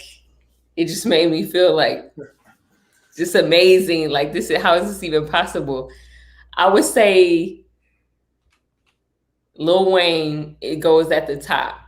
And because Lil Wayne was just like a force, he was just taking shit over. He was just on everything for the longest, like just rapping. I would say Lil Wayne really inspired me. After that, I would say I fuck with Ludacris heavy. Like Ludacris. Ludacris. Like Ludacris. Like I love Ludacris. He's so fucking funny. He's so smart. Ludacris. I was a big T.I. fan. Huge T.I. fan. You said you was? Like no, he in recent time he slowed down, like as far as like making music. I'm saying when he first like the King album and then the other album before. There was that one King album was the one. Yes. That King album was the one, boy. That King album. Paper Trail was cool. Yeah. Yes, I like my top. Let back. Yo, but you know I what? like my beats down low. Down low. But you know what? Okay, I know this is gonna sound bad, right? What you know about that? But the most funny moments, right, was the T.I. and the Ludacris beats. You know, I'm not gonna lie, that had me pumped for a little bit. Mm-hmm. Remember when Young Buck had that song like Stump? You know, come on, do the stump. Get that ass stump, right? Yep. I forgot. I think Ludacris was doing a record response to T.I. because no. Okay. No, I know what happened. The who do we call those? I think it was like the producer or DJ or whatever, right? Because when Young Buck had a song, first they added like a Tip in there, right? They added T.I. in there first, after Young Buck. Then after that, then Ludacris came in and they added his part into it in response to T.I. like dissing Ludacris on the Stomp song. So I just thought like, man, that it was a dope time. Atlanta coming out. It was just a dope time. Let's see. Who did I name? Lil Wayne. Yeah, Ludacris. T.I. T.I. and you say Eminem? I didn't say Eminem. I feel like some people are just like ethereal, type of Eminem. Ethereal rap legends that are like, to me, kind of a part of the thing, like the Jay-Z's, the Jay-Z's, the Eminems, like, you know, Wu-Tang. Like I feel like all those like people are like they background now because they've done a lot to influence the culture already. And then who I would say Drake. I gotta put Drake now. Okay, Drake. Whether I don't know if we're writing this down or not, but I'm gonna tell you when I heard like he ain't writing it. You know what I mean? You million a millionaire. We know it. Listen. Hey, I'm not gonna speak on the six guy, but oh wow. Oh man. I'm just kidding. But I don't know. But I'm gonna say like Drake. He gave me a feeling, like he gave me this feeling, like oh my god, like he mixed things together, like. Yeah, he can feel take talking care. For me, it was the talking. It was the, you know. I can see in your eyes you're angry. Yes, or what is it? Cry if you need to, but I can't stand up watch you. It's the wrong thing to do. Like it's the wrong thing to do. Like he was right. He was never wrong. He ain't never lied. Or whoever wrote it ain't never lied, but you know. What was his music producer? What was 40. But we gotta give a shout out to 40, man, because 40 man is he's the one who makes Drake sound hot with the awesome beats that he plays, man. Like Drake and those type of beats, and then the way how you just mix it in, you know. Yeah. Man. Yeah, like even Up All Night, I don't know who produced that because that could have been in the mixture of him doing things. But all this stuff, like yes, and I would say Nicki Minaj was for physical representation. Like, I never seen a girl look like that. Like Trina, no, I'm not gonna lie, when I saw Trina on that couch, like you don't know, man. Yeah. Been a place I man, got about 5, 6 slip and slide, the whole slip and slide. Trick Daddy, the whole slip and slide. Yes. You know what I mean? So, but County, what up? Yes, but it's also too a lot of just So I would say it's so many other rappers too, because it's really hard from being in my generation because y'all heard one rapper after another, kind of. It's more of a rounded thing for us because it's like you have UK rappers, you have Jamaican rappers, you got like all type of rappers like coming out of nowhere, African rappers, like they everybody like it's just amazing. So yeah. Yeah, we talking about Drake song. I gotta name my Drake song. Y'all named y'all. I gotta name mine. Mm-hmm. My favorite Drake song will forever be "Find Your Love." That's my favorite, like number one. Mm-hmm. You know what I mean, like just the because it mixes the Caribbean beat with the hip hop and. You don't like Madiba rhythm? I love Madiba rhythm. Madiba rhythm is fire, but get it together. Yeah. Get it together. Woo! Get it together. Is the one that one? I like Blim too. Blim is my drink. Blim go hard, yeah. I forget where from what album.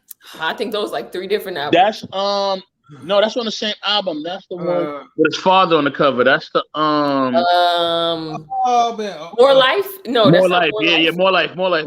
That is More Life. Yep. Yep, that's More Life. Yep, you got it. Okay.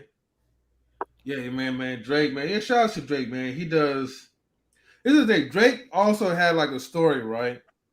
When as he was leaving from Degrassi, right? Mm-hmm. You know, to become like one of like the best like like MCs, right? And and that's funny, right? Because if you retract the conversations that we had from earlier, right? This is why it's important, right? For people to kind of branch out and do new things. If Drake stayed like on Degrassi as an actor, we wouldn't be getting like the hot hits that we be having. The top 100 like on the Billboard charts. Mm-hmm. But when Drake was starting off his rapping career, right? Because he went to like Young Money. What's it called? Cash Money Records. They wanted Drake to have this gangster type of persona, and Drake is not like he ain't that. Yeah, he's not like hood like Drake is like he's literally like the Degrassi type. You could just kind of like walk outside and be like, "Hey neighbor," that's the type of Drake, right? That you'll kind of experience. And so Drake was like, "Look, that's not my type of style. I don't really rock like that. You know how he be talking." And so I'm glad that he kind of stuck to his guns and had his own style, because I feel like had he tried to start off like with the gangster rap and all that, he want to sound like original, if that makes sense. Yeah, and I feel like he wouldn't have had such an impact that he does now. Yeah. Now every now and then he do like try to like sound tough, and some people may think, oh yeah, okay, that's cute or whatever, but stick to like like Find Your Love, like or some other like type of love songs and all that. So yeah. Yeah, the love songs is his lane. That's his lane for real. Yeah, stay in your lane, Drake. He be killing it with killing with the other things. His little gangster hood type. They always be killing it too. The fake gangster, okay. They be killing it too. When he do the posing and he act like a poser, he do the fake gangster stuff. That goes. But when he do that singing R&B stuff. Mm-hmm. Oh man, he takes it to another level on that. He takes it to a whole different level. Like you can tell that's really him completely. You know what I'm saying? Mm-hmm. But yeah, let's keep rocking. We got more questions. We got more questions for you. Let's go. Yeah, let's go to number 7, right? Before we start playing Drake's I'm Upset. Okay, since you traveled and lived different locations, what locations are your favorite? And what destination do you decide to travel to that you haven't already been to? I have. I would say I really like Asia. I really like Asia. I like. I've been to Thailand, and I was fortunate on a random, act of fate to be able to go to the Maldives, and that was, really dope. The Maldives was really dope. that was fun. And yeah, Thailand. I only went to Bangkok, but I really wish I could have went to Phuket to saw like the islands and kind of get a feel of that. And I would say I really want to go to Australia. I'm still not really. I would like to visit the UK because like I like the black people that I've been meeting. No shade to white people. You trying to meet that Ibris, huh? No shade to the white people. But I really do like the artists that I've been meeting and talking to on the internet, and vibing with. Though that's really been dope, and the drill. So I would like to visit the UK. I would like to go back to Thailand. I would like to go to Bali. Okay. Yeah, Australia just seemed far as hell. I want to go to Hawaii. So yeah. I was so close to going Africa, to Australia. My bad. Sorry. Nigeria, you got some of the motherland, huh? Nigeria, Ghana, Ethiopia, South Africa, like those are a must. Like all the little Afro beats I've been dancing to and vibing to and creating. So yeah. I'd like to go to Jamaica one of these days too, though.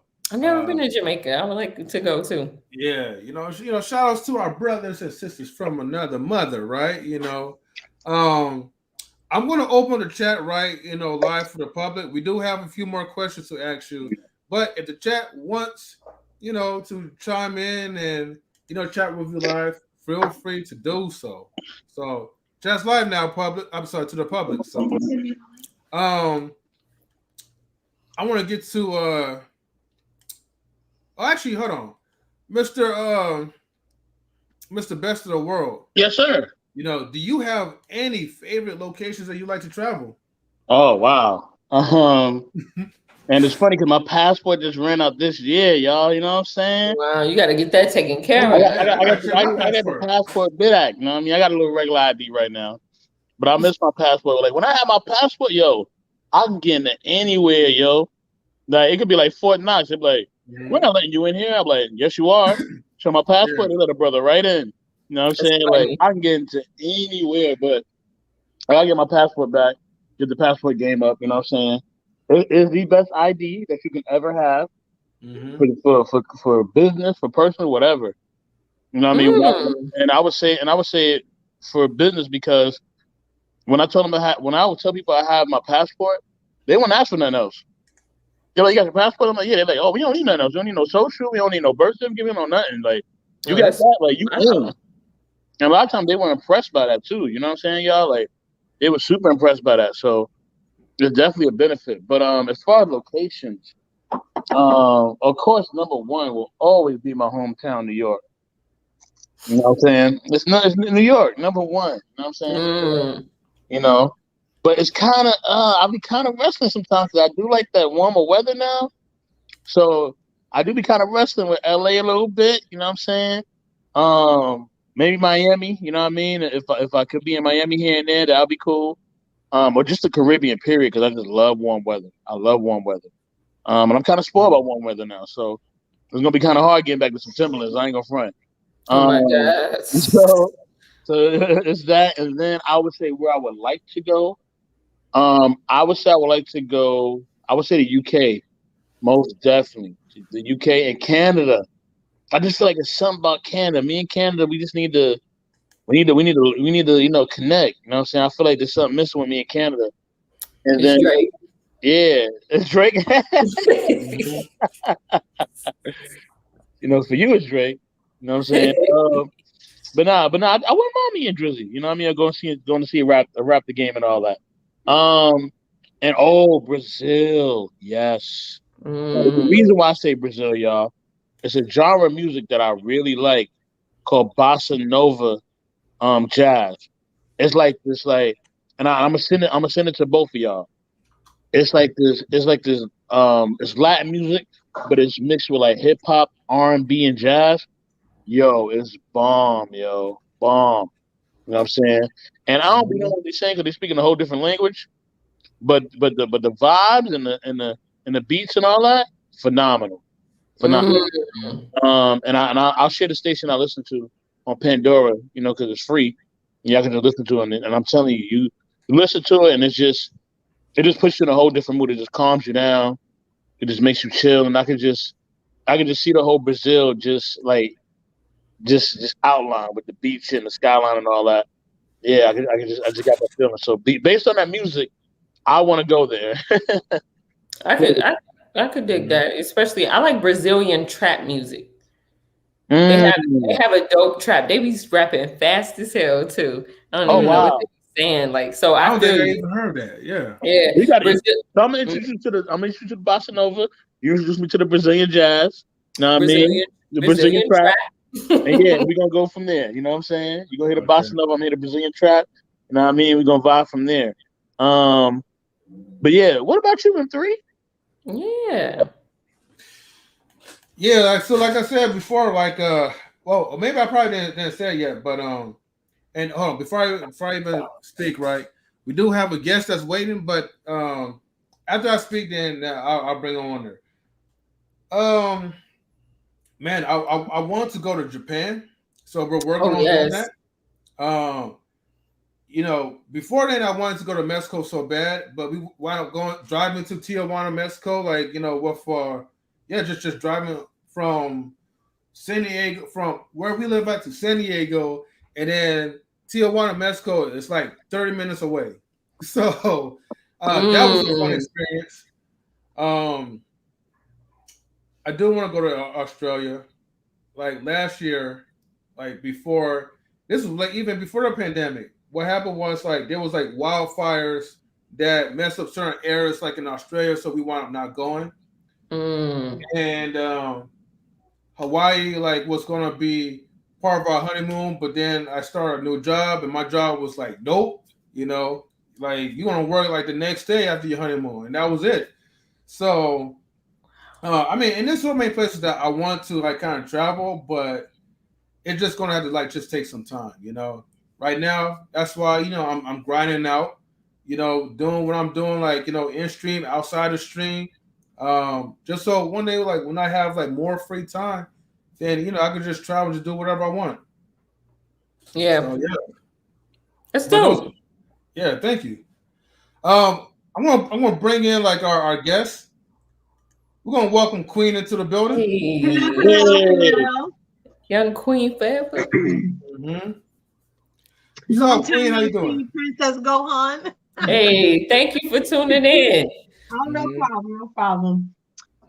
So my question for you is, in your process to writing music or, you know, the beats, what do you do to get yourself in that creative mood? Like, what's your process? I think I don't even get myself into a mood. I think this may sound weird or lazy or whatever, but I write when the words come. Like I just write and I'll just write it out or write whatever bars that come. And then a lot of times I end up finding a beat that I feel like it could go with, and then I'll finish it out. But I really, a lot of times I get hit with different bars or lines. A lot of times it's usually in conversation when people is talking to me or someone says something and I'm like, oh shit, like that inspired a bar. Let me write that down. So yeah, I feel like that's how I really get into writing. What inspired your flow for the Damage? Damage, I felt, oh man. That's a good question. That is a good question. And I like how I said, hey, he's listening. Thank you. Yes, thank you. I appreciate that. I think I just felt, honestly, my flow comes from what I'm talking about. I'm not a cadence driven person. My words drive the cadence. And it just made me think about a relationship that I was in that I feel like I couldn't see the damage that I was doing and in the moment. And I was really sorry. I like your authenticity in it. Yeah. Because I think you put your head down. I think you sound a little like you was tearing up. I was when in the recording. I definitely started to tear up. It was real. So yeah, I'm glad that I was always glad that came through. But it did. Because I know for me, I used to write poetry all the time, and I know that, I could be driving and something comes, and I hate that because I'm driving. Of course, I got to be safe. Yeah, I'm going. I gotta remember this. Exactly. So, what I started doing was just having a recorder near me, where at least all I had to do was press that red circle, so I wouldn't be so distracted to get it out. And I know that I've recently started writing, and I know it's so healing getting it out, even if you don't, even if it don't make sense in the moment, you can always go back and tweak it. But and I know that I think you were in a car, and I think it's your last. And I really like your video when you were saying I think your line was 2020, something about I'm coming up, and then the haters hate my frenemies. I love that line. I love it. Yes, thank you. No problem. Thank you. I know which one you're talking about. I'm trying to. It's funny how many words in different things, and I don't think people really understand. Because you've written poetry, but I don't really think people understand how much people write. Yeah. And how much body of work you don't see behind the artist. So it's like I'd be like sometimes wondering like what is the first line to that? What is the first line? Yeah. But I know exactly what you're talking about. I appreciate that. No problem. You have a good night. Good job, guys. And hopefully we'll see you on the next woman stream. Yes, I hope so too. Yes. Yeah, we also as well. So I'm waiting on part 2.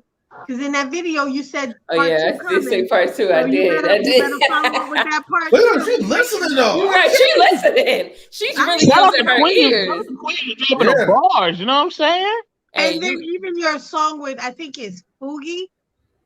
Fugi. Fuego. Fuego, yeah. Fuego. Yes. Come on. Young singer Rita, eat it like a pita. Pretty in the face, I'm the new back. Yes. All right, thank you, Queen. Thank you so much. Man.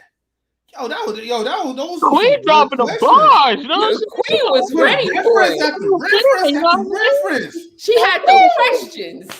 Yeah. She knew you know what I'm saying? Yeah. Talking about, come on, Queen. She did her research. Yes. Very good job. She's like, man, now that's the type of questions I like, right?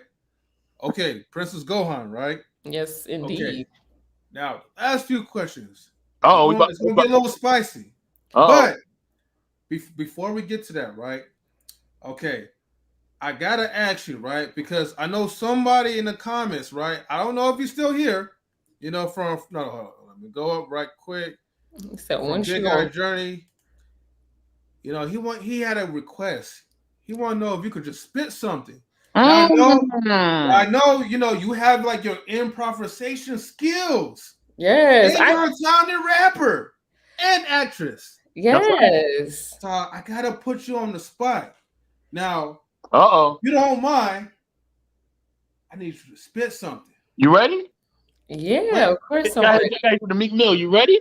Yeah, of course. Okay. I wrote this not too long ago, maybe a couple of months ago, but I like this. I can definitely spit free, but you got a freestyle too? Yeah, I have a freestyle. That I worked on before. Okay, you know what? All right, I got you. Hold on for a second, right? We gotta play at least like one of DJ Eddie King's beats. Okay, we got the instrumental. We got the instrumental up in the piece. Okay. Your boy be trying. Wait. Okay. Wait, what you meant by freestyle? By freestyle, I didn't mean off the top, but let's see if it goes. I'm cool if it goes. Okay. We're gonna play. Let me see. Okay, give me about a quick second. Let me pull up something real quick. Hold on. Let me mute my. All right. Here we go, y'all. Y'all about to hear something exclusive. See, nobody in our relationships has ever done this. Y'all about to get an exclusive right now for Princess Gohan. I hope y'all ready. Get your tape decks ready. You know what I mean? Get your recorders ready. She about to bring it live to y'all. You know what I'm saying? So get ready, everybody. Get ready.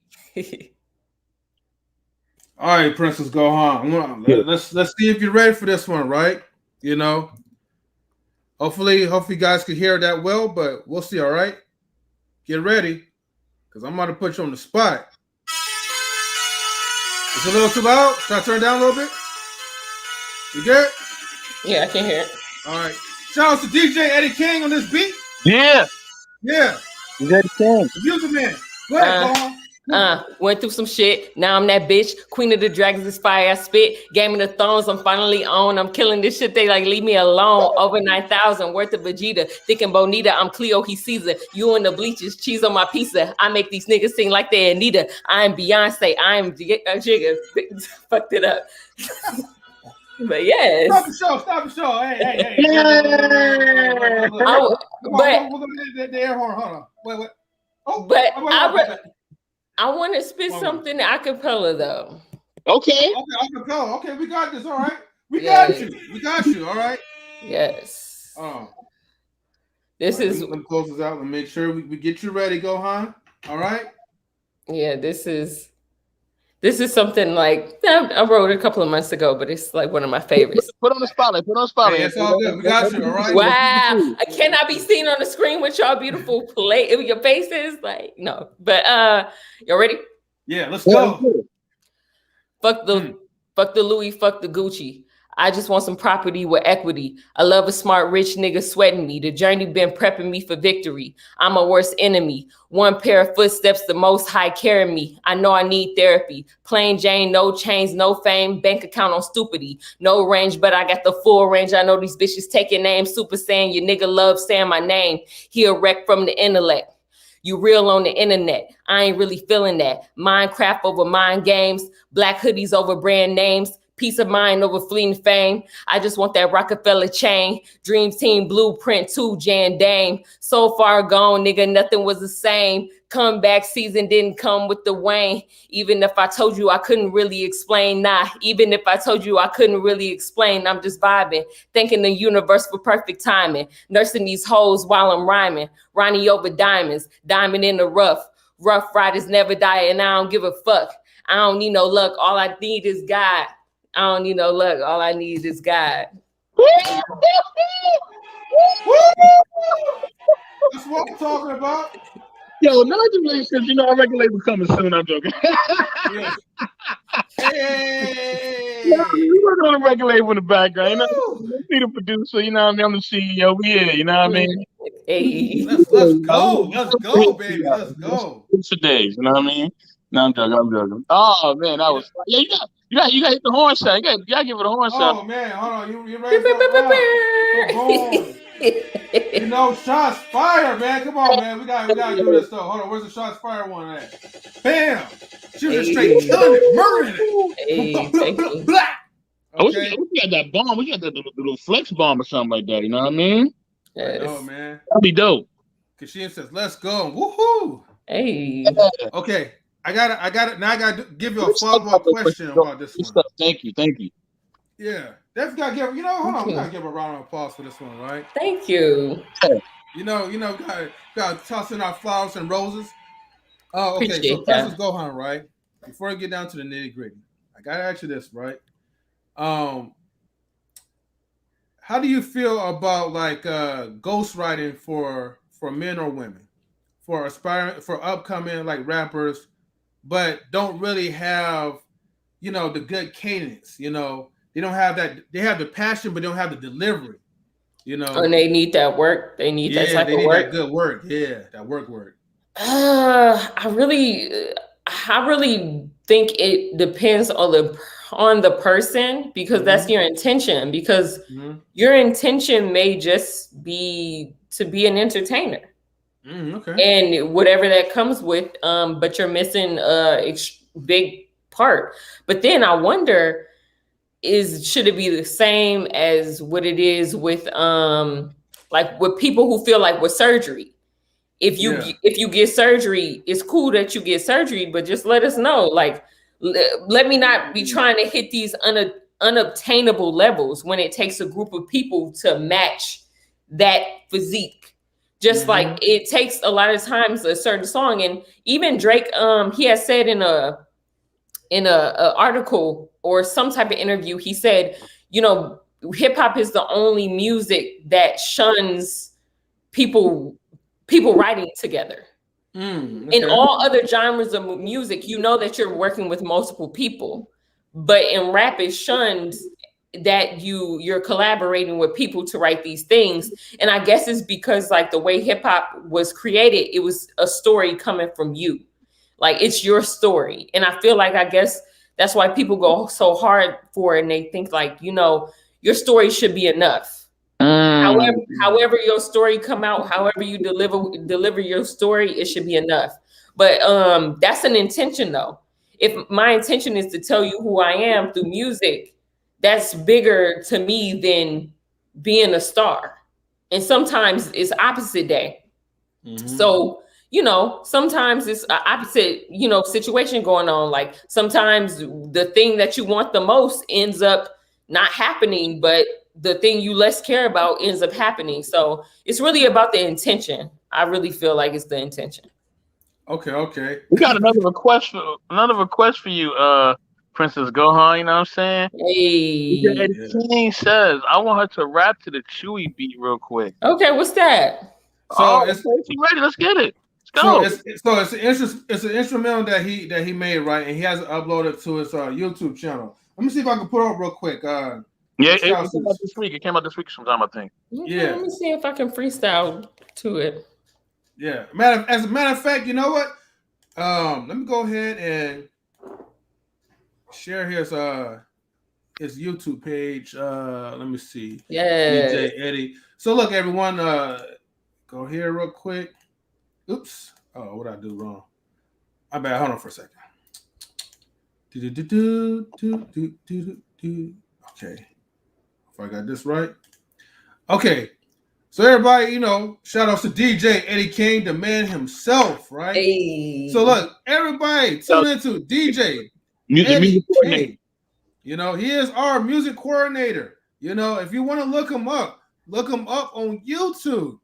His IG is also dj.eddie.king, right?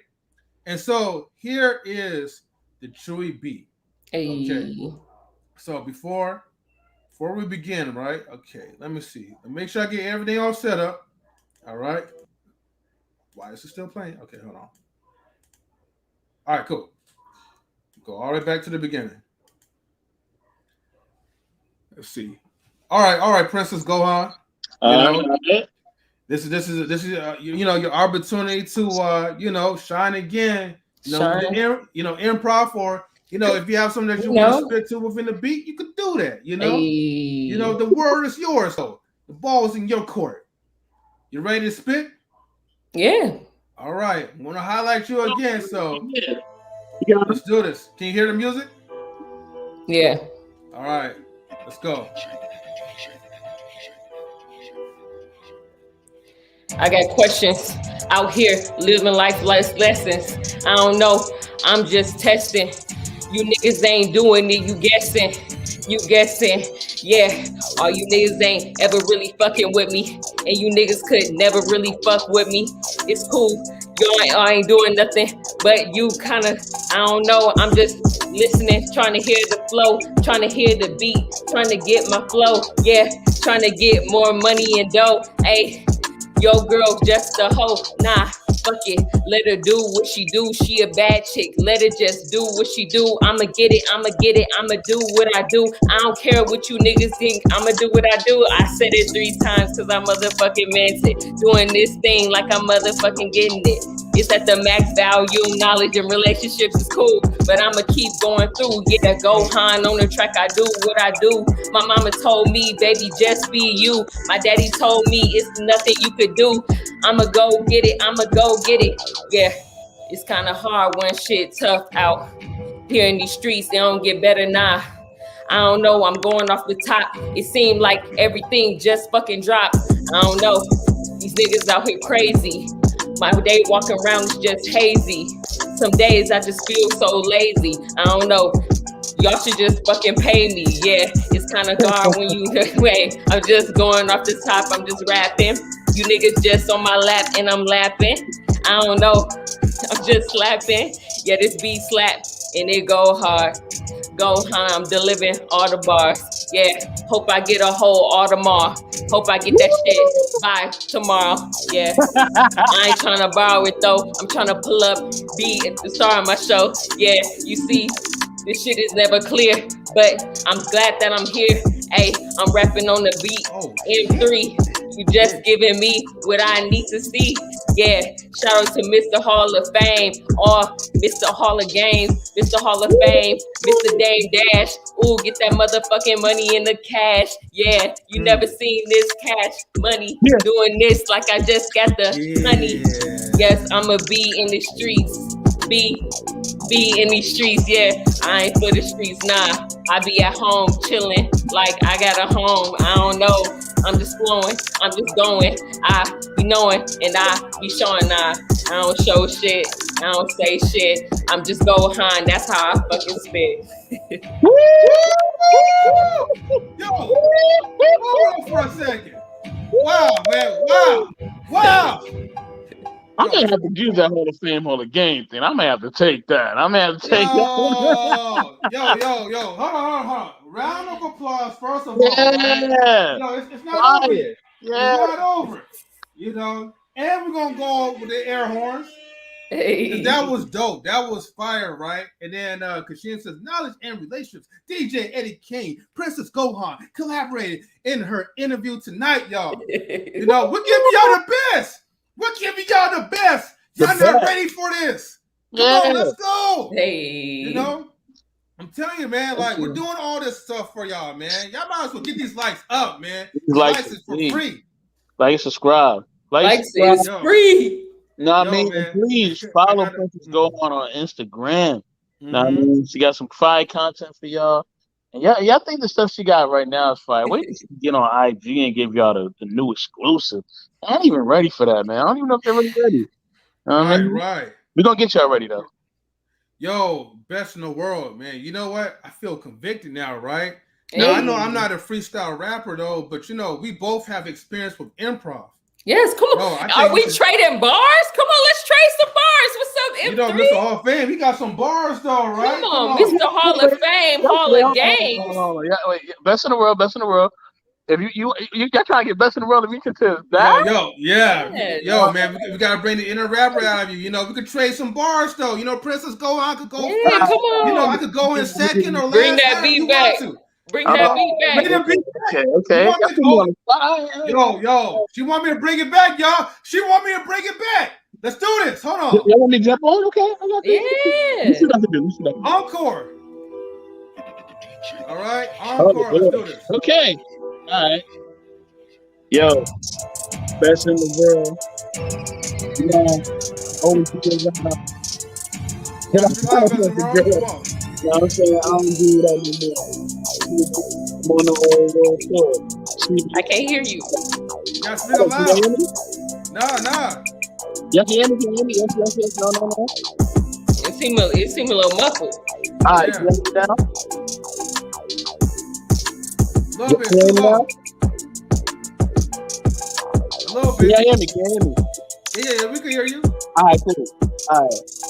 Yeah. Yo, this is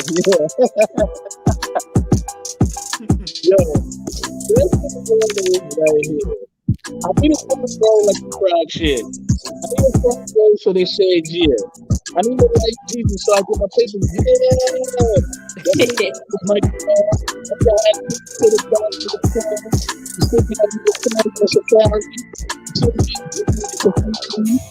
holla at everybody losing lights off. Keep your mask on to get your lifetime job. Over this going on here, yo. Take a shit. Stay tuned. Oh shit. Put them gloves on.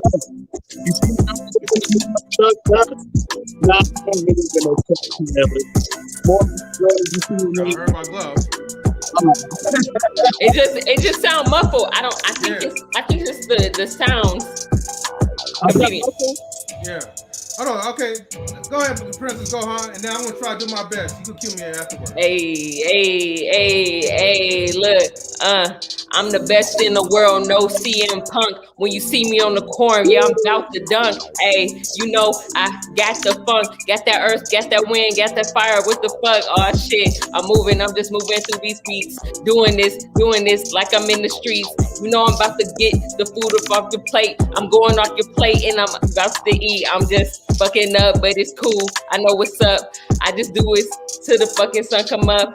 I'm just going off the top, no brain. Ooh, he trying to give me brain. You know, he go insane. I'm his best chick like a dame.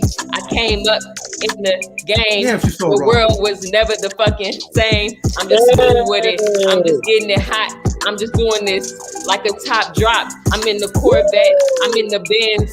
I'm in the Maybach, no ends. Yeah, you know I keep it so freaky. Nah, you know I keep it so easy. She in the back, she dancing so sleazy. Kanye with the moves, ooh, it's so easy. Hey, cause you know, all right, here I come. All right, I'll try. All right, look, yeah, yo, this beat is so hot, it's the shit. So you know we come up all more hits. Look, it's like a drive-by shooting. Cause you know, all these fools, they be scooting. But look, I'm just chilling with this melodies. Cause we high with no felonies. Yeah. Princess Gohan, the best in the world. Make the world swirl. Look, I ain't tripping. Cause M3 got bars and slipping.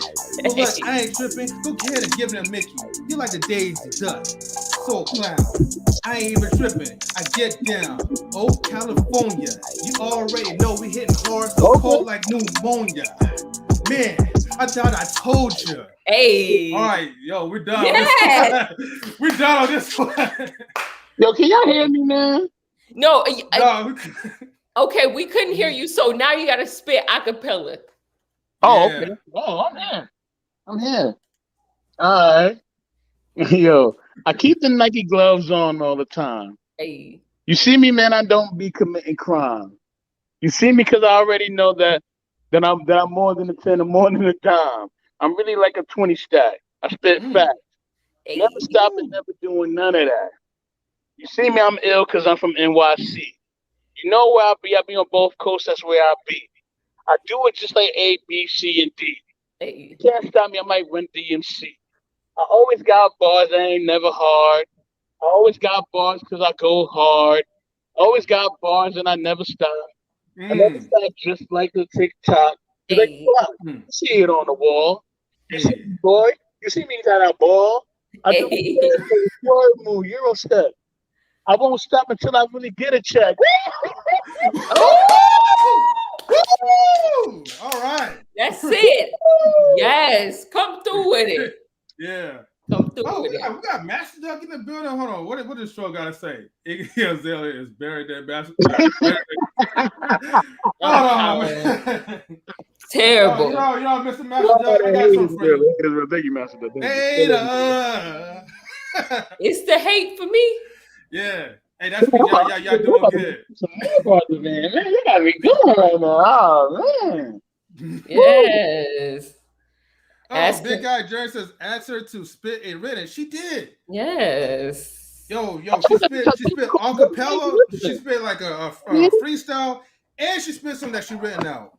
Yeah. I could spit another one. I ain't never mad at it. Oh, wow. You got another request. Oh man. You know, we gotta play it. Oh, okay. I got you. Oh, no, I got you, homie. I got you. Wait. Not a beat though, because I don't know what beat goes with what. Acapella, go for it. Okay. Wait. Let me see if I know anything off the top.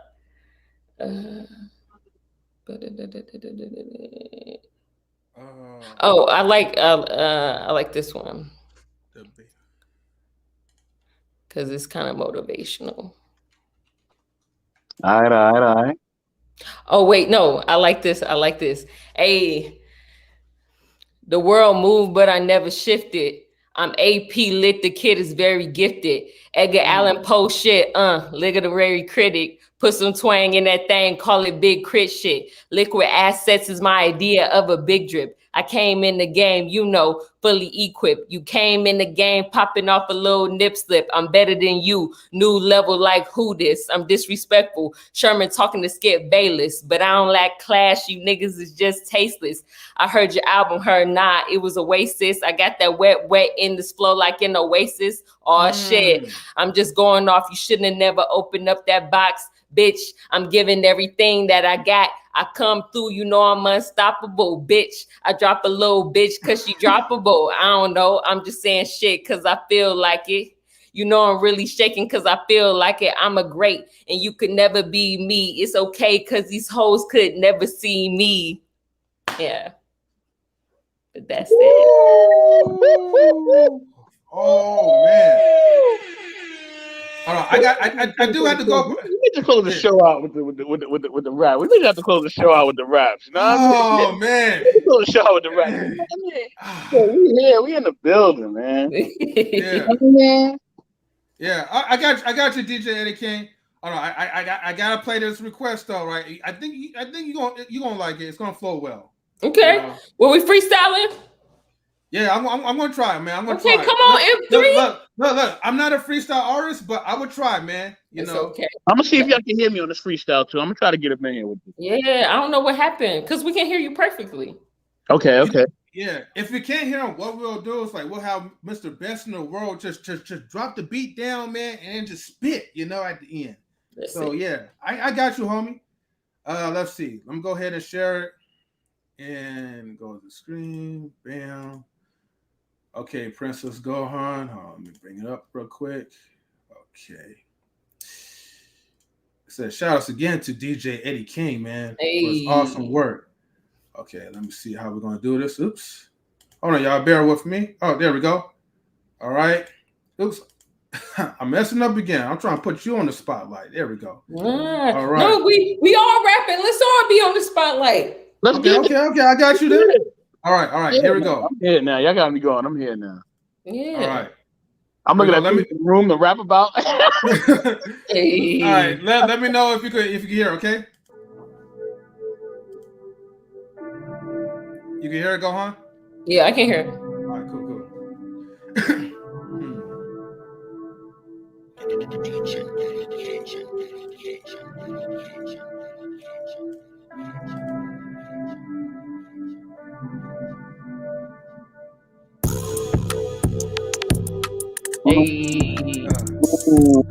Hey. Finding my way. Speaking of stuff, finding my way. Hey. All right. Y'all ready? Mm-hmm. Yeah. We're gonna go first. All right. Best in the world. I'm gonna jump in this. Best in the world coming. All right, go ahead, Best in the World. Go ahead. Girl just asked me, can I feel the air? Of course I can, or it's up in the air. Hey. Sit up and here in the air. We flying on clouds on that damn air. They can't really stop until we showstoppers. Never stop until we never been the showstoppers. We hop around like we do the bunny hop. We do the bunny hop because we make it stop. Yes, I gone on last week. It got me thinking about MTV. Chang, back in there for this. Ran, and when we ran from the queue. Who was trying to bully us in the street? Man, I wish we would have had to meet. Not the thing on it, but we would have had to work. Far. That was just breaking through together like a car. We stay together on time, on pace. We never stop because we always running the race. We race it up, back up the team. Trying to make the whole thing and we could do. I'm gonna pass this to everybody else. Like I said, I got my Nike gloves on. All right, here I go. All right, here I come. All right, here we go. Okay. So we go ahead and pass it to TikTok. Hey. Hopping all around hip hop. You see me? We're showstoppers, knowledge and relationships. We in out and out of these situationships. see me coming, you know I bust some flows, and you know how I like to lay low, and I ain't even tripping because I stay on my toes. If you trying to holler at me, little hoe, get to the back burner. You see me because I'm about to go ahead and do what I gotta do with the smooth ass voice that I have you. You ain't got no clue why you so blue, playing the jazz and the rap blues.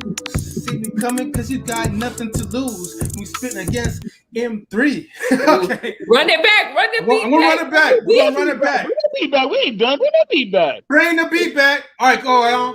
You got this one. Uh-oh. Hey. That's right, Kasheen. Yes. Hey, shout out to the, I love this beat. Come on, DJ Eddie. Yo, man, we gotta bring DJ Eddie King in here and rap or something. I'm trying to get him in. I'm trying to get him on this behind the scenes, y'all. Hold on. We'll get DJ in the line. Hold on, y'all. Right, no problem. Go ahead, Gohan.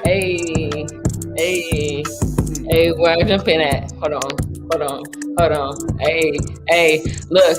I remember when I seen her, watching the scene, long hair, thick hair, better, went into the written, but this shit is already written, I don't care, you know, Gohan just spitting, yeah, tried the shit out and it didn't work out, I'm about to go on, if this shit a fucking drought, it's cool, I'ma keep spitting to the day end, about to go in, yeah, I'm about to go in, yeah, you know I'm cool with it. You know I'm cool with it. You know I'm school with it. You know I'm Drew with it. Yeah, I already wrote this shit out. You know my shit go in like no fucking doubt. Yeah, hey, I'm just going off the top. I'm just going off the block like it could never stop. Hey, yeah, you just doing what you do. I'm just doing what I do when I come fucking through. I'm just kicking back. I'm just bullying. I'm just cooling. Ooh, never seen me. Nah. Yeah, I'm fucking messing up. It's cool though. I'ma keep going cause that's what you do though. Yes, Gohan, that's from Dragon Ball Z, and I go on. You never see me cause I keep going on. You know me, I'm a shoe and it's a shoe on. But when that other shoe drop, I'ma be at the top. I'ma keep popping to the shit fucking pop.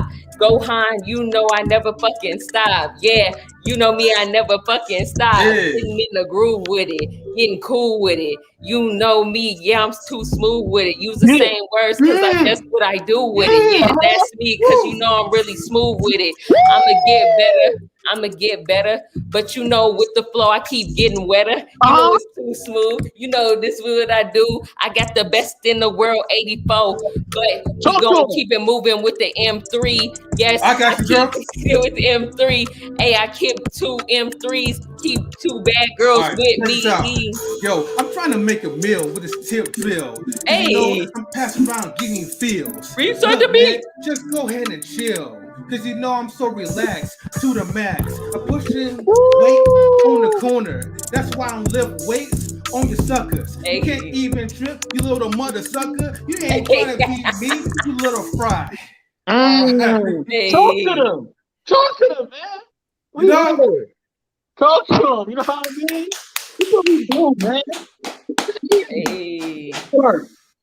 Woo! Work is easy work, baby. Work is easy work. So fun.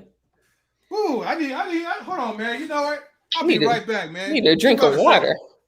Hold on. Oh, no. We got tired out. Oh, man.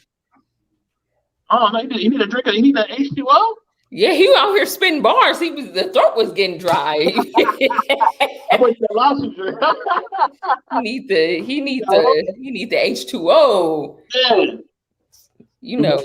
Word. For real. Yes. Go through. Oh, the rapper came back, huh? Is this the rapper M3? Yeah, y'all wished, all right. Access Timber says, yo, guys, what it do? What it do, Kris? What it do? What up, Kris? Access Entertainment. You just been going and flowing. I know, man. I had to put on the sunglasses real quick, man. Had to do it to him. Yeah. He said to drink water. Yeah. I'm just messing with y'all though, but yeah. Man, that's the sunglasses. Woo, man. Prince was going. I ain't gonna lie, man. I was ready to hit you like with these other questions, but man, like that was fun right now. Yeah. That was fun. You know, we definitely gotta do something, some more stuff. But yes. You know maybe we could probably do a finale at the end, but I gotta ask you these final 3 questions real quick. Okay. And this one, it's going to be a little bit spicy. So, okay. Best in the world, are you ready? Yeah, I always ask the women these questions. Okay. Yeah. So you always pause. You look at the camera funny. I'll be seeing a neck popping. I'll be saying, "What you mean, boy?" I'll be saying all that. You know what I mean? What are you talking about? Why we got to do this? So yeah, put that A question up. Let me answer this question. Yes, by all means. Here we go. So can we get a? We don't have a drum roll sound. Dang. Oh. All right, but that's okay. We got something else. All right, Mr. Gohan. Hope you're ready. Here we go. Yeah. Hopefully this doesn't derail your flow. Mm-hmm. But here we go. What do you think about a woman being submissive to a man? Why did I do it? It's the noise for me. Can y'all define submissive for me before I answer this? No. What comes in your mind when we ask that a woman being submissive to a man? No, this is a first reaction. What comes to my mind is traditional. Okay. Traditional relationships. Okay. But then also too, like, would you have to be submissive? You submissive to your boss, low key, because he got the knowledge. You go to work and you be submissive to your manager, low key. Okay. So I feel like being submissive, for women to be submissive to their man, I feel like if there is to be such a thing as being submissive, is being, kind of being stepping back and being the helper to someone that you feel like is the leader. So like, I feel like but also a man has to submit to something that's higher than himself. If you're not submitting to something higher than yourself, then I could never submit to you because you don't have a purpose. Woo! So, yo, you can't argue with that. Facts. Wow. That was, you know what? Out of all the women that we asked this question, right? Dumb, queen, dumb. Wow, don't compare. I feel like that was like, one of the most like reasonable answers. Yeah. A woman has to look up to someone in order for her to be able to submit. So but I feel like that's in every dynamic of a relationship. I would say that in a gay relationship, in a homosexual relationship, in a heterosexual relationship, somebody has to, and I don't mean as someone being like a dominant or whatever, or because I think people tend to demote homosexual relationships into like who's the man, who's the who's the man, who's the female, or who batting, who catching. But it's more than that. It's like it's a bigger dynamic. You submit yourself to someone who you think that has your best interest at heart, and someone who you feel that can get you to another level, and who can really, like, even with your kids, what's the purpose for what it was having kids? Like, we're not having kids just because they cute. We having kids for a purpose. So it's like you gotta have a higher purpose than, girl, I'm just trying to have you to have my kids because you cute. I'm not submitting to that. That's nonsense. Okay. All right. Because I'm gonna say this, because what if our child come out like Stephen Hawkins? Who somebody gotta have the foresight to take that challenge up and actually cradle that type of intelligence, although it didn't come into the package that you thought it was gonna be. So it's like you both gotta be mentally strong, and sometimes, like, we submit to each other. So yeah. Hold on. She talking all this fly stuff, and hold on, hold on, you know me, I gotta be controversial. Hold on. It's cool. Come do it. Hold on. Listen. All right. Look. The man should be the lead, all right? You know what I mean? He should be leading. He should be doing the leading thing. Now, With that being said, you know what I mean? I'm only submitting to God. That's it. I ain't submitting to no woman. Ever. I'll submit to God, but I ain't submitting to no woman. I'll lead her, but I ain't submitting to her. I'll submit to God. That's about it. And sometimes out of reference and respect, you gotta submit to your parents and grandparents just out of reference and respect. Older people, stuff like that. But I ain't submitting to no woman. No. No, I'm leading. I gotta stay in my leadership role. But let me break it down too. Cause see, I know some of the men are cheering me like, yeah, you right. You know what I mean? Come on, dog, we here. But Like, woo, woo, let me talk to y'all for a let minute, the Rough brother. Riders Let me talk to roll. y'all for a minute. I'm gonna talk to the sisters too. Let me talk to the brothers real quick. To be a leader, you gotta put in that work. You know what I'm saying? Leading is not easy. It is a lot of you putting in a lot of work, and you got to be willing to do that work. You know what I'm saying? You got to be willing to have certain things.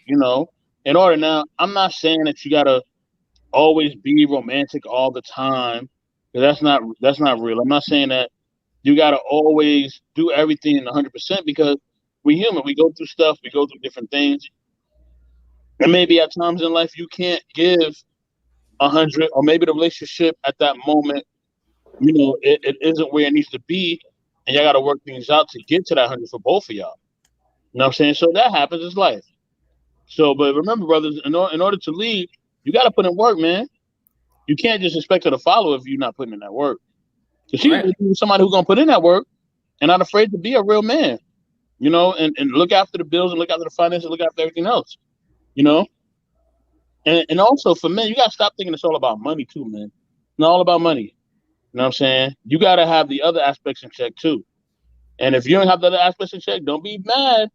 You know what I mean? When Leroy from the block snatch up your girl, because you think it's all about money, and it ain't. You know what I mean? Leroy from the block, he cooking in the other areas that you ain't cooking in. She wants that sauce from Leroy. You ain't got that sauce, and she out. Oh my God. And you hate Leroy, but you gotta get your sauce right. Maybe you should talk to Leroy. Maybe he can give you some tips. You know what I mean? Don't be afraid to ask for help. That's another thing for men. Don't be afraid to ask for help because somebody can help you. They can get you right.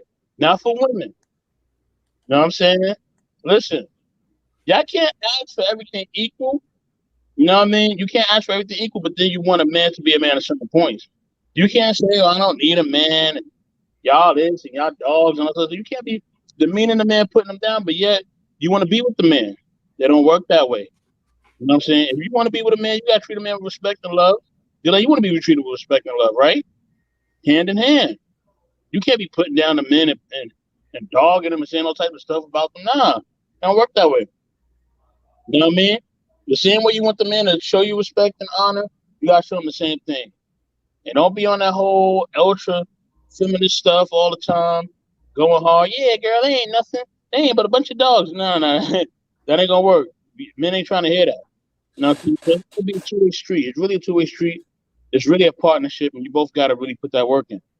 You know what I mean? And that's what it is. MP, what you think? Um, hold on. Well,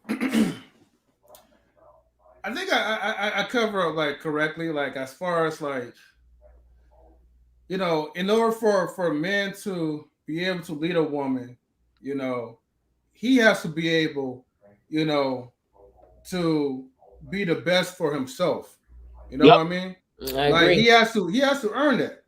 You know, um, like no one can. I can't just tell a woman like, yeah, just submit to any dude because that person doesn't may not have the capabilities to lead you. And if not, and when I mean leading, I'm talking about like, okay, leading you to be the best for yourself, leading you to like safety, protection, Mhm. to inspire you just as much as women, right, are put on this earth to help, assist, and inspire men. But if the man's not doing his role, he cannot he cannot be a leader for you, and that's not the right guy for you. Yep. So, to sum it up, to make it short, because I want to get your opinion before I get to like the next question. I'm just gonna say, look, um, hey, God or universe or whatever, there's a reason why we have different roles. But when we learn to accept these roles and to come together to like, work as a team and cooperate, then that's just, and everything else gonna flow well, basically. That's all I gotta say. But yeah, Princess, go home. What are your thoughts? Yeah, I definitely agree with that. Like everybody has to function and do their job. But then also, like I feel like I really love the Erica Badu quote. A man that knows anything knows knows nothing at all. Uh, Mm. and I and I think that's the man that has the most power, not someone who is so unmoving and hard headed that they can't accept criticism or advice or things like that, because everybody is seeing themselves from a different point. Even to go towards Mr. Best in the World, if the Bible say the woman submits to the man, it says that the man should love the woman as Jesus did the church. Yeah, yeah. Mm-hmm. Are you loving your woman like the church? Do you know what that means? Like, if we don't know what these things mean, like, we can't do one side and do the other. So it's like, people be coming with like half-ass truths and misunderstandings. And like M3 said, you got to know yourself, know thyself first before you be out here trying to direct your so-called women. Mm-hmm. Yeah. Good job for saying the thigh part. Yeah. I'm gonna say this. I'm gonna say this. Mm-hmm. Listen, as a man, sometimes you do need different perspectives. But as a man, you also got to stay 10 toes down and 10 hands up. You know what I mean? To be a leader, you got to stand on your square. And yes, you can learn new things, but at the same time, you still have to be your own man. You know what I mean? You gotta be able to be both. You gotta be somebody who can learn, but also somebody who ain't willing to stand on his principles and be a part and be, and stand on his character. You know what I'm saying? And if you could do that as a man, you're a real man. You know what I mean? Because at times I got to stand on my principle and my character and be like, man, can't nobody tell me nothing. I got this. Because I got to push through at that moment. I can't wait. Yeah, I feel like there's an ebb and flow. Yeah. And here's the thing. I think in both partners, both already got to come in doing their role.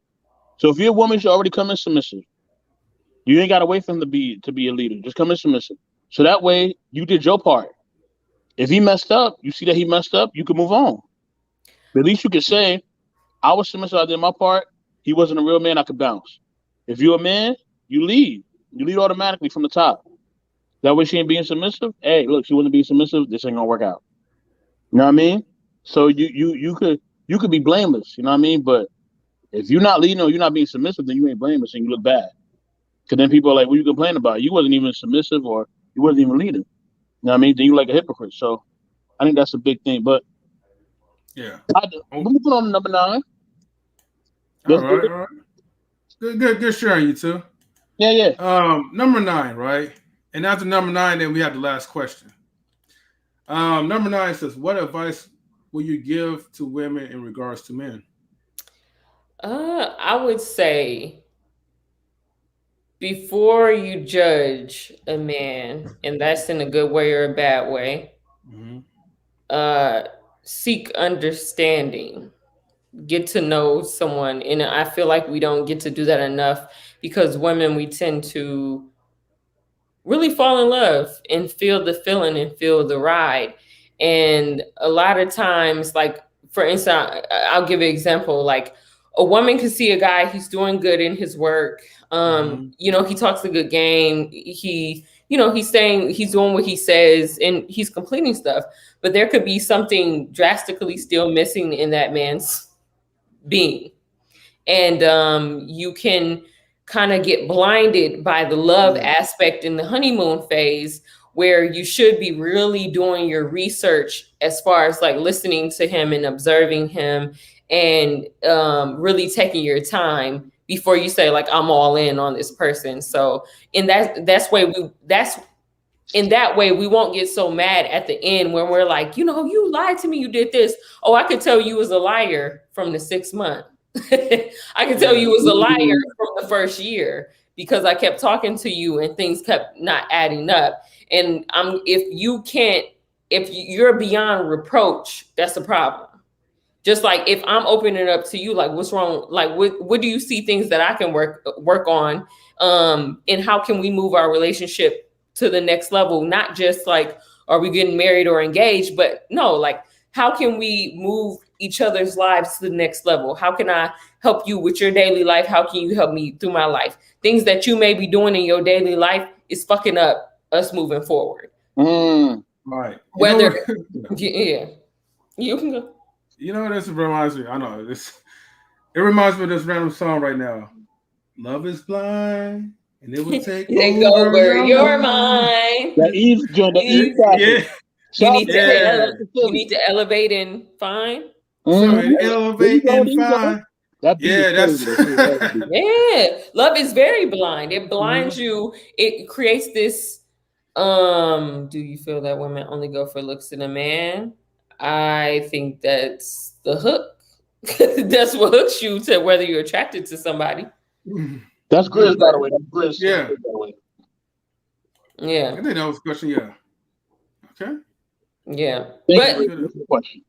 But yeah, I definitely feel that it's blinding. It's blinding for the man. It's blinding for the woman, because even like men, you could be on this journey of completing stuff and doing something, and then you meet this woman who's like this whirlwind, and you're like, oh my gosh, she's so smart, she's so beautiful, like, you know, she makes me feel so good, she pushes me in different ways, but then you could not understand that woman and understand where she comes from and why she does the things that she does. And I feel like men are super nice in relationships sometimes. Really? And yes, because I feel like men over women to tell you, like, you do this, your clothes, that shirt ain't working for you, babe, let's go get another shirt.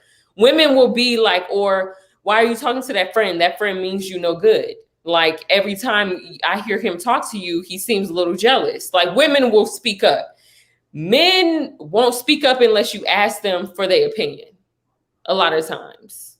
And I'm talking like in a general sense, because guys don't like to hurt women's feelings, or they feel like if a woman reacts a certain way, that they're going to react that same way to them. If they don't want, I hurt your feelings.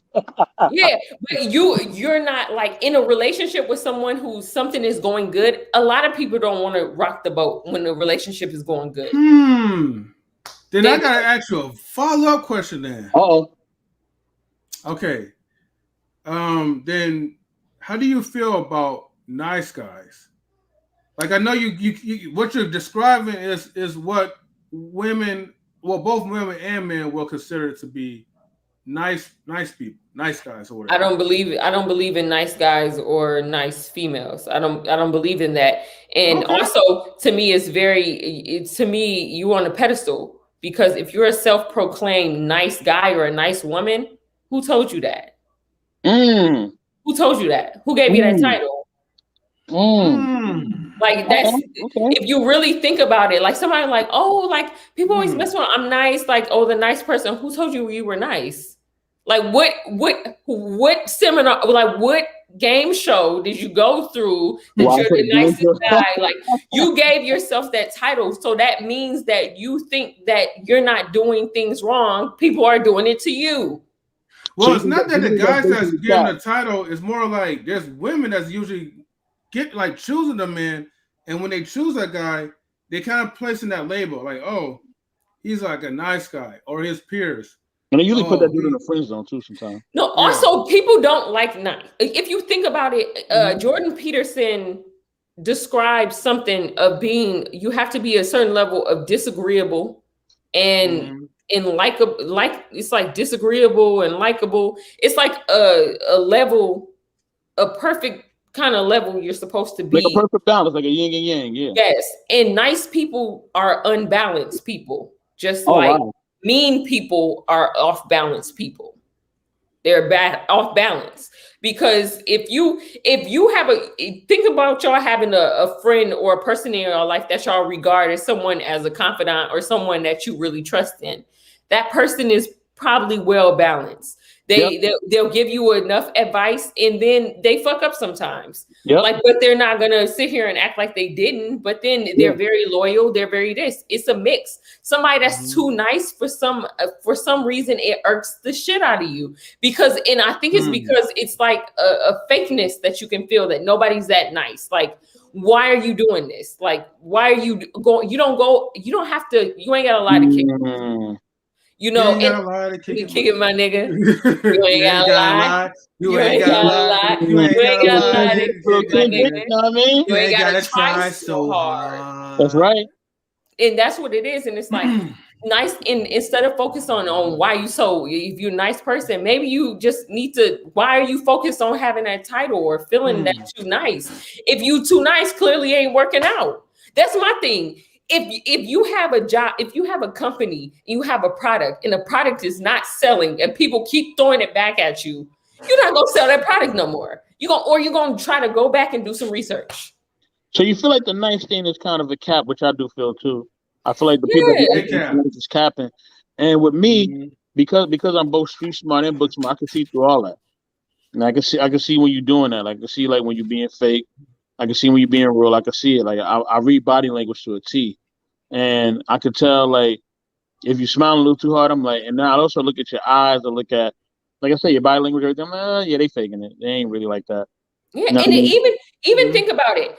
A nice can be a default. That could be a person who defaults to not standing up for themselves. Yep. Or not going into conflict. You have to come into conflict. At times. Somebody that's like, it's the difference of ignoring people and be like, whatever. Somebody like, oh, princess, you're whack. And I'm like, why? Why do you think that? Like, I want to come. Why do you think I'm whack? What makes them whack? Because I'm not, my feelings may be a little hurt, but my curiosity is a little higher.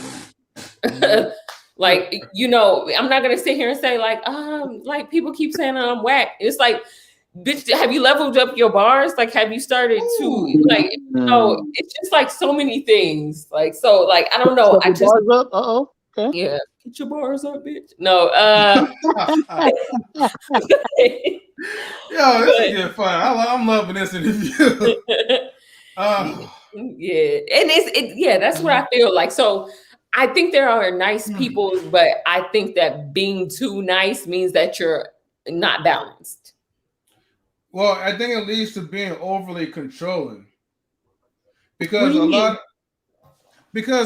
lot of people like who are this quote unquote sweet guy, nice guy, or whatever, right? They tend to be kind of like a little possessive with the women that they choose to fall in love with.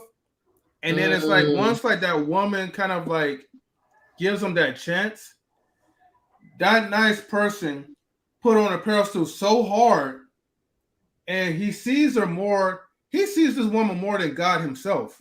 So yes. any person, like maybe a guy like me or whatever, right? That just walking by and just saying hello, you're like, you're grabbing her by the arm and you put her on lockdown, you're making sure. You putting the ring on her finger to make sure.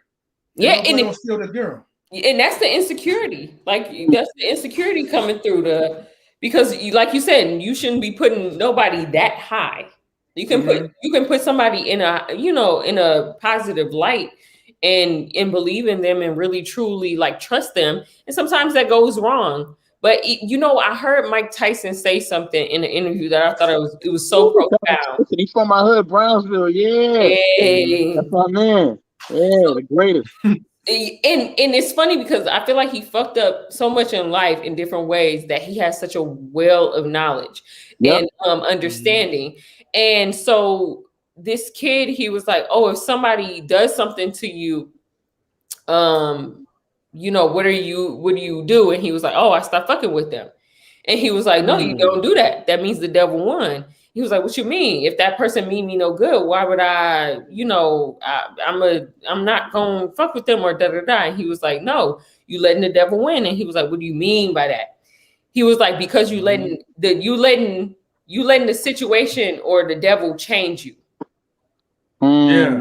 You letting it change you." And it's funny because like I had said to myself like earlier on in life, no matter what happens to me in a relationship, I'm not going to change how I love the next person. Right. Because that would mean that like I let something destroy me and how I really love and how I really interact with somebody. I can't change how I love. I just change what I see and what I observe. Mm-hmm. And a lot of people get hardened and push off the right people because they changed because of hurt.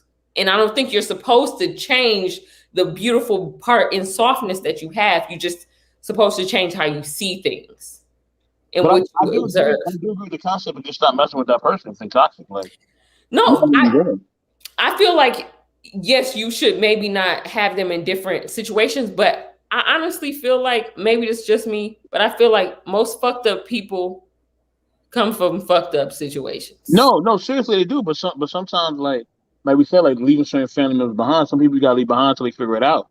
You know what I mean? And if they being toxic to you and they're not bringing you nothing good, then they gotta go. Like with me, you touched me once, you gotta go. Like it's automatic. Mm-hmm. But what I'm saying is you can take your possessions away without taking your love away. Does that make sense? No, I mean you can love me as a person, but I ain't rocking with you. Like if you do me wrong, I love you as a person, but I'm not gonna rock with you. Like the rocking with you part is over. Like it's over and done. DJ Eddie has a question for you. He says, "Do you believe that some new women?" Oh, he said new women. All right, new women men are naive. I believe that some new women. I feel like I met old women that's naive. So it's just like I feel like and do train no, they don't have breast milk they can buy on the train. And because he was saying the women can buy milk on the train. No, but yeah, no, I feel like everybody has the everybody new or older can be naive. Because guess what? My mom think the online casinos is not a scam. Baby girl's a scam. Mm-hmm. Never trust a computer. Yes, and just like what real casinos are scams too, because they're computers. They're computer generated. So it's like it just really depends on the game. Yeah, exactly. Yep. Oh, we on to our last question. The last question. All right. Oh, go ahead and say it. Number 10. Number 10. Where's number 10? Where we at? What is a thing that you would like to know about men? Do y'all like the double standard of being a tool? What you talking about? What kind of tool? You better break that down. You know how people like somewhere else with this. You know how people like, oh, this guy's a fucking tool, like white people. But meaning like, do you guys like the fact that y'all just can get away sometimes with not having to think critically and can just be a provider or work with your hands and just bring the money? Like, nah, it ain't matter of fact, you go first because I got a lot to say about that. You go first. Yeah, it ain't nowhere like that because see, here's the thing, right? You know, because if I want to reverse that, right, like a Uno card, I would say it's this. A lot of us, right, are always being held accountable for not only our actions, but the actions of the people that's around us. Yep. So let's just say, for instance, if any of like our women screw up or mess up, it falls on us. Yeah. Even if we give them sound advice not to do it, and then they go against it, and then the outcome goes bad, and you're just like, all right, well, you could deal with this situation. I'm out of it. No, it still comes back on us. Yeah. Because society has the expectation that the man must keep his household in line, keep his woman in line. Yeah.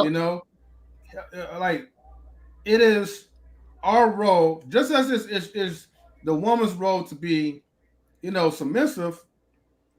It's our role to make sure that we provide, stability for our women.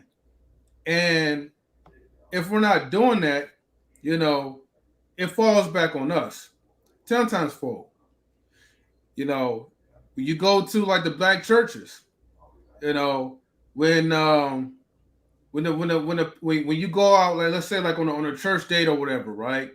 Not a church And date. and you're not opening the door for the woman, or you're not like you're not making her play it, or you're talking about some other woman that you're fantasizing with, and she starts crying and be like, well, I'm up. I mean, this happens, it's a true story. Well, I'm so upset, like a Drake song, because you know you did it. But if I hold on, man, let's play the side music real quick, right? Like, I'm so upset because you didn't open the door for me, and then I made you play, but you didn't make me play back. Then I asked you how was your day, and you start talking about another woman. Oh, this is real life experience. Okay. Yeah. Why? Why? I'm telling everybody so I can just deframe the character. You're just such an awful person, M3. Right? Oh, man. And then next thing you know, right, you got 4 or 5 other dudes come up in line, Captain Save a Holes, and then just be like, you know what? Wow, Captain Save him. You like what's up, bro? You didn't come. Like I heard that. I heard with this. I heard with that. You just hear everything right all around your ear, because there's an expectation for men.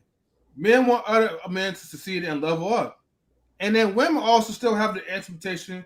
They expect us for us to hold it down, to be strong-minded. They don't expect us. They don't expect us to be.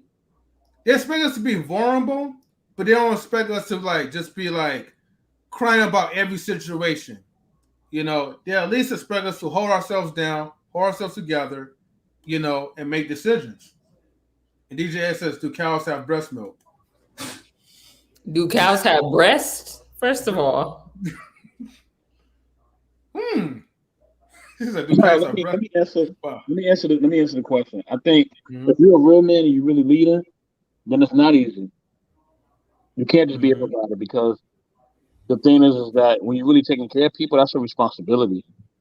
And heavy is the head that wears the crown. You know what I'm saying? When you wear that crown, it's a lot that comes with it, to the point where you don't want to wear it no more. You know what I mean? It takes a lot out of you, because, they want you to be a man sometimes, but then sometimes they don't want you to be a man. So it's like, you want me to protect you and provide for you, help you on a situation, but yet you want to use me as a resource and put my life on the line sometimes, and use my money, but yet you just want to do whatever you want to do, and it's like, it don't work that way. If something's happening to you and you want me to step in and be a man, then you got to hear me out.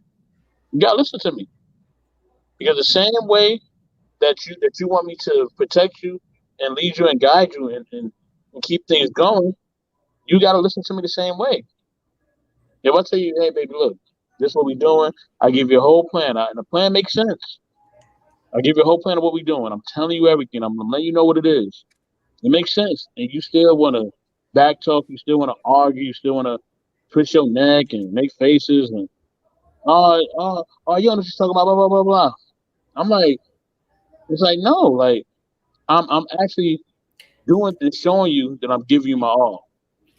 You know what I mean? And I think that, and then on top of that, if I'm showing you how I feel, I'm expressing how I feel, I'm being vulnerable, I'm letting you see of the full side of a man. So I'm not just giving you the money, but I'm giving you my heart. You know what I'm saying? I'm giving you everything. You know what I mean? I'm balling like Allen Iverson out here when it comes to life. You know what I mean? I'm giving you 100%. So I'm giving you 100%, then, you got to respect me and listen to me as a man. It can't be where you just want everything your way. Like, it can't be that way. And I think that's the thing. Like, it's not the simple. Now, there are some men who do detach themselves and just provide, but those are men who are not happy. They're not happy. They're just doing it because they have to. You know what I mean? And I think that's where it gets kind of shaky, because it's like, when that man wants to try to express how he feels, a lot of times men are not taken seriously. That's like, man, I'm hurting. As a man, I'm going through this, I'm going through that. I'll get over it, you a man. No, I'm still a human being, though. Yeah, I like that. You know what I mean? It ain't that simple. You know what I mean? It ain't that simple. Like I still have emotion, that emotion. You know what I'm saying? So just because I don't break down and cry, don't mean I ain't gonna cry. It's just probably at the moment I just gotta process it at a certain speed. Or I may cry quicker than you, depending on the situation. You know, Yeah, in the person and whatever's going on.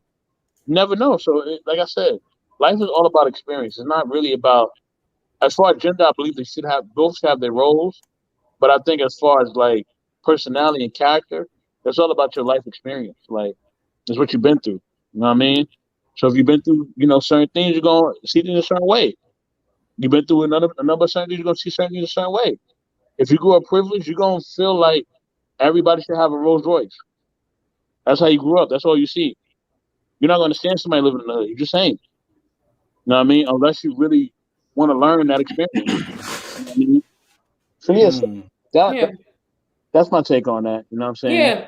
Because it's like the reason why I ask, because like I know sometimes like I feel like it can be so hard on like kind of like how what we were talking about in the ladies streaming earlier, with double standards. Like sometimes sometimes a double standard can serve you, and then sometimes it doesn't. But I do know sometimes like guys haven't been well versed in expressing themselves on a mental level, emotional level, on like the metaphysical level. And sometimes, like when you're called upon to do that thing, maybe I would just wonder if guys is like, it's food in the fridge though. Like sometimes just leave me alone. Like sometimes sometimes is that double standard make like sometimes you kind of default to that, like the lights is on, when you just really don't know how to express yourself as is good. So I wondered about that, because sometimes it could feel like for us, like, dang, like I just spent all this time thinking, working on my mind, wondering how things work, asking these questions. And it's like, dang, like now I gotta go out here and make this real money. Maybe I should just real be life money. Maybe I should just be cute. You get what I'm saying? Like, so we all have these standards. So sometimes like when it comes to like critical thinking, sometimes it's like it could just be too much, especially in the Black community, because we're taught to react. It's no proactivation happening. It's no before the ball drop. The ball already dropped, so what we gonna do? But yeah, I think you can use your attributes, but never lose your integrity. Right. You know what I'm saying? I get that. I get it. But sometimes should be hard. Integrity, is great. But sometimes you just be like, God damn. Yeah, but that's the thing. Like that's the price of having character. You know what I mean? Like, I'm gonna use Dr. King for example. Like he knew that he probably was gonna die for him having character and having integrity for fighting for our rights. But he made that sacrifice anyway. So I mean, there's other parts of his life that probably are not as glamorizing, but that is what it is. You know what I mean? So, with that being said, he still stepped up to that plate, knowing that they're gonna clap me one day, like it's gonna go down. Oh, I ain't gonna not clapped. Yeah, they're gonna I'm taking them over. I'm taking them over to the streets. I know, but yeah, they're gonna get me out of here one day, and there's nothing really I could do about it. You know what I mean? And I remember I was watching a documentary, and M3 watched it with me. You know what I mean? We was at my house, the old house I used to have, and asking like, man, aren't you afraid to die? Like, what's wrong with you? Like, yo, chill. Like, just go preach and sit back and collect the check. Like, be quiet. And he was like, don't you want to live a long life and see your kids live? And he was like, it's not about how long you live, it's about how well you live. And he lived well. He lived a well life, and he gave everything. And that's all you can ask for. You know what I'm saying? So to me, he lived the life of a man that was 60, 70 years old, even though he died in his 30s. He lived the life as a man that was 60, 70 years old. This sounds weird, but I haven't did any type of autobiography research class project on MLK in a minute. My man's was in his 30s. Yeah, MLK was in his 30s. I think he was 38 or 39 or something like that. Back in the day, 30s was looking like 55. Am I tripping? No, you're not tripping. Ain't like what it is now. Ain't like what it is now. No. But yeah, I know we got to close out. So Mm-hmm. You know. So yeah, so we'll put the spotlight on everybody. We'll shout out what we got to shout out. Princess Gohan, you will of course go last because you ought to start the show. Wait one thing, because DJ did have one request. Okay. I don't Princess Gohan, if you're down for this, right? He wants to play one last beat, and it's beat 31. He says you're gonna like it. It's 2 minutes and 8 seconds. And one of his final questions was like, do female cows have breast milk? To answer, cows don't have breasts, so we can't really call it breast milk. But what do we call it? Can we call it like nipple milk? Not nipple milk, but udder milk. Udder milk. Yeah, udder milk. We could call it that way. Yeah. And DJ Eddie, we didn't go over your question. I said they don't even have breasts, which leads to what you just said, M3, because he was like, don't skip my question. I didn't skip it. They ain't got breasts. When have you ever got a beef breast? True. You get a turkey breast, you get a chicken breast. I've never heard of a beef breast. Yo, somebody's gonna make that stuff up though, and then they're gonna make it. They're gonna sell it, and they're gonna make it kill it. Yeah. Yo, we're gonna have some cow breasts. Yep, cow breasts. I never heard of no cow breast. Give me a little slice of that cow breast. Genetically modify and add some titties to that cow. I'm telling you. Right, even pork. Even there's no breast on the pork. I mean, on the pig. Right? Yeah. I get you though. Okay, let's go ahead and get to this next beat, man, and Ms. Gohan, we're gonna definitely close this out. Yeah, cow breast. The udders are ground up in your burgers. Yeah, definitely. Are they? Mm-hmm. Let's see. That's crazy. All right, here we go, Miss Gohan, Princess Gohan. Let me see.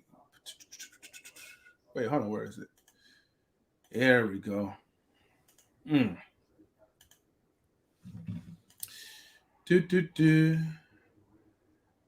ready? Yes, sir. Yeah. Okay.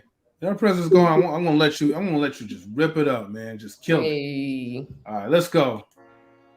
All right, let's get it. I'll wait for the beat to drop.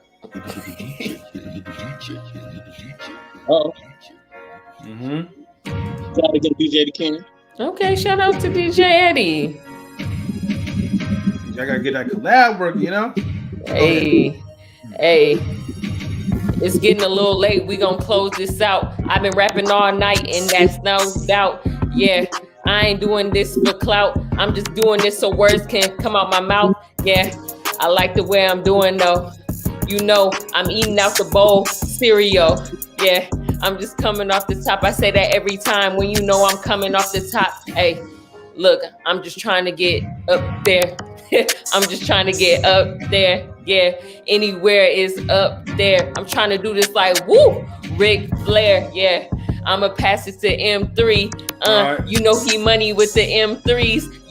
I'm shooting from the backcourt M3. Yeah, All right. Yeah, so I'm just carrying like Jay Lewis. Cause you already know you fools is foolish. I ain't tripping, why y'all shame? You see me coming now cause I got this game. You already know I'm like to kill it, rip it, spit it, throw it in your face with it. Cause we're so hot with this tracks. We got the rags, cup up the stacks. Look, man, Princess Gohan, shouts to her, DJ Eddie King. Yeah. Cause with the rain we bring, the rain and the heat that is fire. Climb up so higher. Y'all trying to be like God, you're not the Messiah.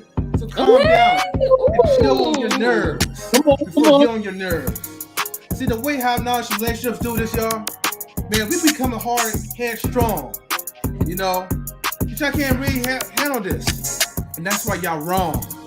You can't steal these ideas. You can't even handle this. Okay. Because dismantle this. Okay. Break down. Talking on the beat. Yeah, let them know. Yeah, bring it back. It's the best in the world. Where you at? Oh Lord. Yo, we're gonna get another Uncle Pop from Best in the World? Yeah, bring it back. Oh I'm here, man. I'm Said, here. bring that baby back. Okay, That's a good dang, one. okay, hold on. Let's get it. Oh man, okay, dang. All right. Let me Let's see go. what these Brooklyn streets I really get. You know what I'm saying? I'm really gonna show y'all. You know what I'm saying? I'm Okay, really gonna show y'all these Brooklyn streets I get. Let's go. Bring it back. This for all of Brooklyn. You know what I mean? for Brooklyn, stand up, baby. Okay, we got this though. We got this all. Give me about a second, y'all. Give me about a second. Flatbush Junction, you know what I'm saying? Best Stop Junction. All that. We here, man. We would die. Best die. You know what I mean? You know what I mean? Man, Best we got the Stop best in the world, man. He about to go spit. Green Park, Fort Greene, Bushwick, Park Slope, Sunset Park, Bay Ridge, Williamsburg. I'm naming all the hoods right now. You know what I'm saying? I'm even naming the hoods that people don't even know. You know what I mean? I'm here. Yeah, where that beat at? Oh, I'm ready for you, bro. We got this. We got the beat. You ready to eat? Let's go. We don't sleep. All right, let's go. Let's play it. Hey. All right. All right. Beat drop. Mm-hmm. Shout out the punches going on. You know what I'm saying? Hey. Most definitely. Okay. Hold on, don't let you get it. The show people like the good. The sneak strategy they don't see it. Remember the team, yeah, go next. They cash in all of them, they got the check. Hey. Lights up the spread. Man, I'm got straight up in the egg like I got raised. We got no shit. We get down to places. Man, I got the bars and I'm ready here. Okay. Like a kid. Fresh year, every light, every year, every season, I ain't got the and I got the laundry here. Y'all see me, I don't like the laundry here. And you see me, I'm floating fast and I won't stop cash money.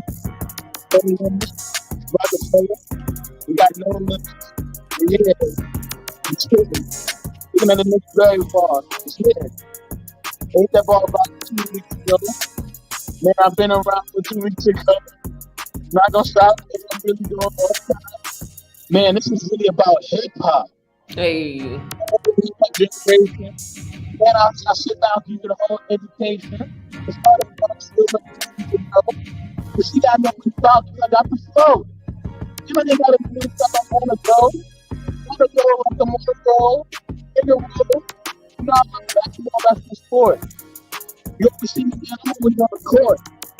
Hey. I'm from Brooklyn, man. Brooklyn, Brooklyn. Yeah. I'm good. You know what I'm saying? Yeah. Lord have mercy. Yeah. You know what I'm saying? Hey. Hey. Because I really know about hip hop. Let's go.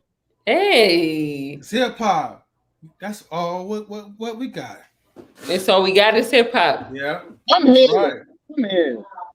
I'm here. Oh man, you know this is like I'm not gonna lie, this is like pretty much like the most fun interview, man. You know. Really? That's what's up. I appreciate that. I mean, fun energy. We love it. Thank you. Yeah, we love the energy. We love the hip hop that you bring. You wasn't shy to bring the rain, the pain. You know, heck, if you could sing, man, you won't be shy of that. So I already know Gohan, like Princess Gohan, like you know, you brought the fire into it, and so we definitely appreciate your like you know your talents, your skills, all that you bring into it. So. You know, we'll definitely be hitting you up real soon, you know? Of course. It was a pleasure being here talking to y'all. Mm-hmm. It was fun rapping. You know, sometimes you get put on the spot. You got to do what it do. Keep getting better, keep moving. And I love the roundness and fullness of this conversation. Mm-hmm. Definitely, for sure. Thank you so much. Thank you. You know, I got the bars for him. I got the bars. Mm-hmm. It's been a minute for me, though. It's been a minute. No, it'd be like that. Mm-hmm. So without further ado, Princess Gohan, we're gonna put you on the spotlight so you could just shout out like your social media brand, you know, and then we're gonna go to the best in the world. But go ahead, Princess Gohan. Yes. First of all, shout out to Knowledge and Relationships for having me. This was such a fun night, and I appreciate this more than you know. You can follow me at Princess Gohan. Hit the link in the bio if you want to hear what I sound like on beats. And just, look out. I have more work coming and more things I'm gonna put out, but just be patient with the kid. But Yeah, that's what I'm talking about. Yeah. All right. Thank you, Princess Gohan. Thank All you. right, Thank so you. we got the best in the world. Yeah. Let's get it. Mhm. Oh, thank y'all for being a part of the Knowledge and Relationship Experience this evening. We appreciate y'all. Thank y'all for the love and support. Shout out to everybody in the comment section. DJ Eddie King, Machine, the other brother, I forgot your name. Let me look it up real quick. Access Entertainment, we thank you. Mhm. Thank you, Queen. Just thank you to everybody. You know what I'm saying? We really appreciate y'all being here. Shout out to Queen Dom. Shout out to her. Shout out to Master Duck, First Lady Tammy, everybody, the whole crew, man. Shout out to the whole relationship crew. I am the network manager for knowledge and relationships. Catch me at Mr. Best in the World 1984 on Instagram. Yet again, Mr. Best in the World 1984, MR Best in the World 1984 on Instagram. Okay, for any business inquiries, any questions, any interviews, anything that you have, please hit me up. I will definitely respond back promptly, and I'll let you know what it is. Thank y'all so much. Have a blessed night. Peace, y'all. All right. So let me go ahead and close y'all out. So And once three. again, thank you everyone for tuning in to Knowledge and Relationships on YouTube. I already know this your boy M3, so not much of an introduction, but hey, thank you guys again, and shout outs to Princess Gohan, shout outs to the best in the world, in the panel, shout outs to Queen for joining the panel for excellent questions, shout outs to Trisha, shout outs to Kris the Bloomin' Ebony, shout outs to Big Guy Journey. Who Yeah, else? Oh yeah, that was shout outs to E Black, my guy, E Black Black TV, my TV. guy. Yeah, shout outs to Queen Dom, the Yes. assistant network manager. Yeah. Who else? Shout outs to Master Duck, right? And shout outs to Access Entertainment. Word. Shout outs to Kashim, Mrs. M3. And yeah, that's pretty much it. And definitely shout outs to DJ Eddie King for just Hey. bringing like the beats, man. He was just on Thank you, fire. DJ. Thank you. Also salutes to First Lady Tammy, earlier like for like the ladies night stream for leading it. And before we close out, right? Actually, DJ A King just got in the building, so while he's here, let's go ahead and give him a round of applause real quick. Yeah. Thank y'all. What's going on, Gohan? Yeah. Mr. Best in the World, what's going on? I heard y'all rap, man. Y'all going at it up in here, man. Yeah. Just going off the tap.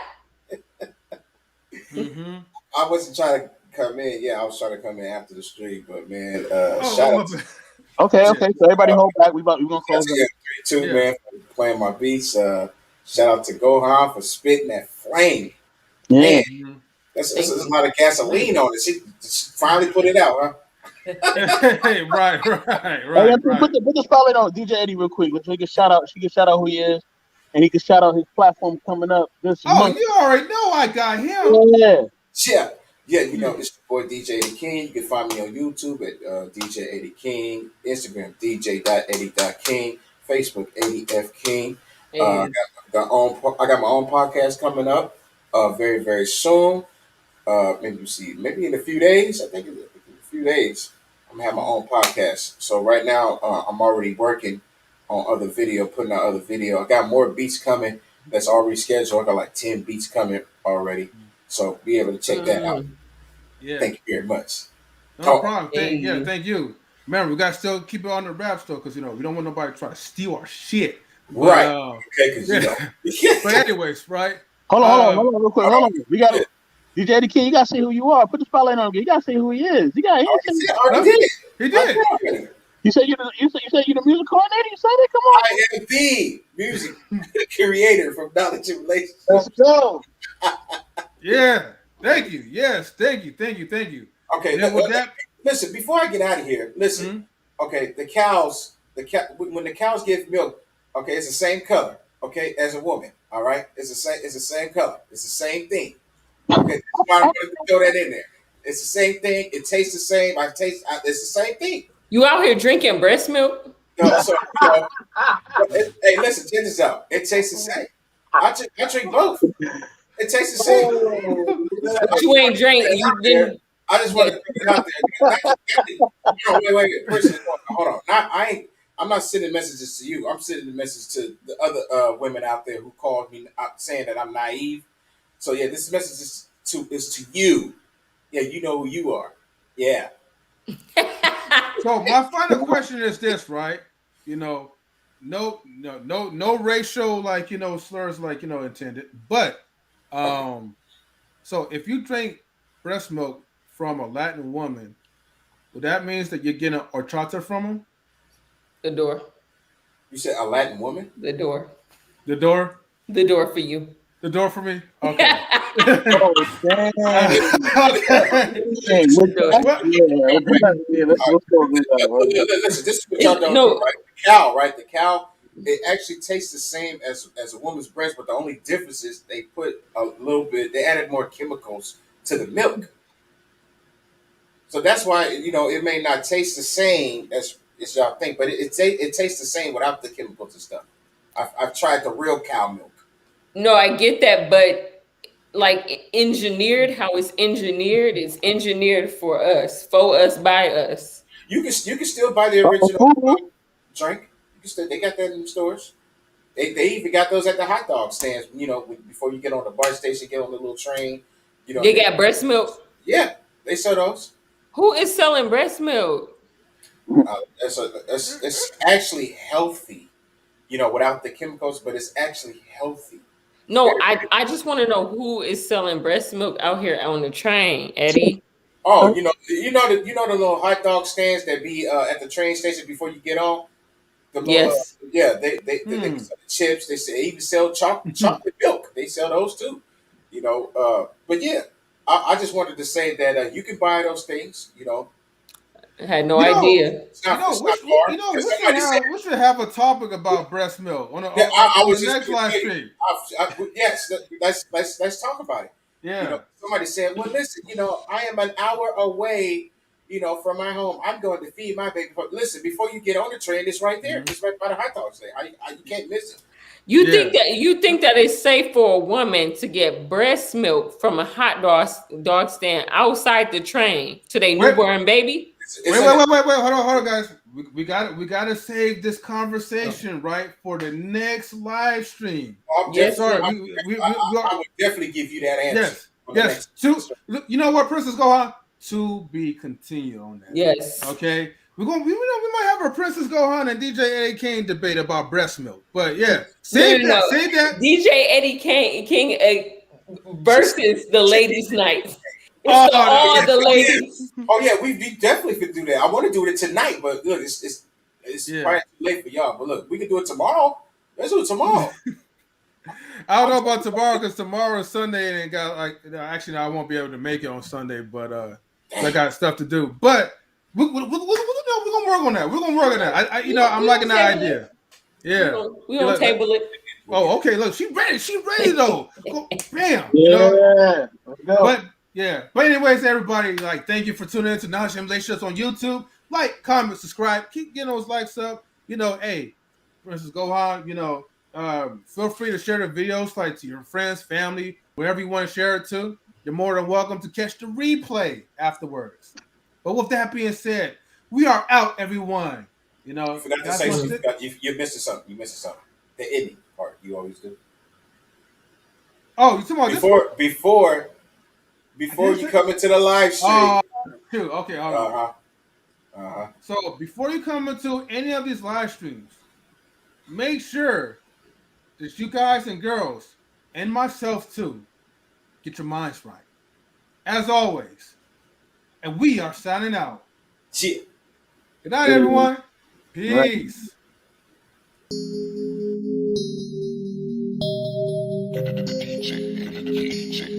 DJ.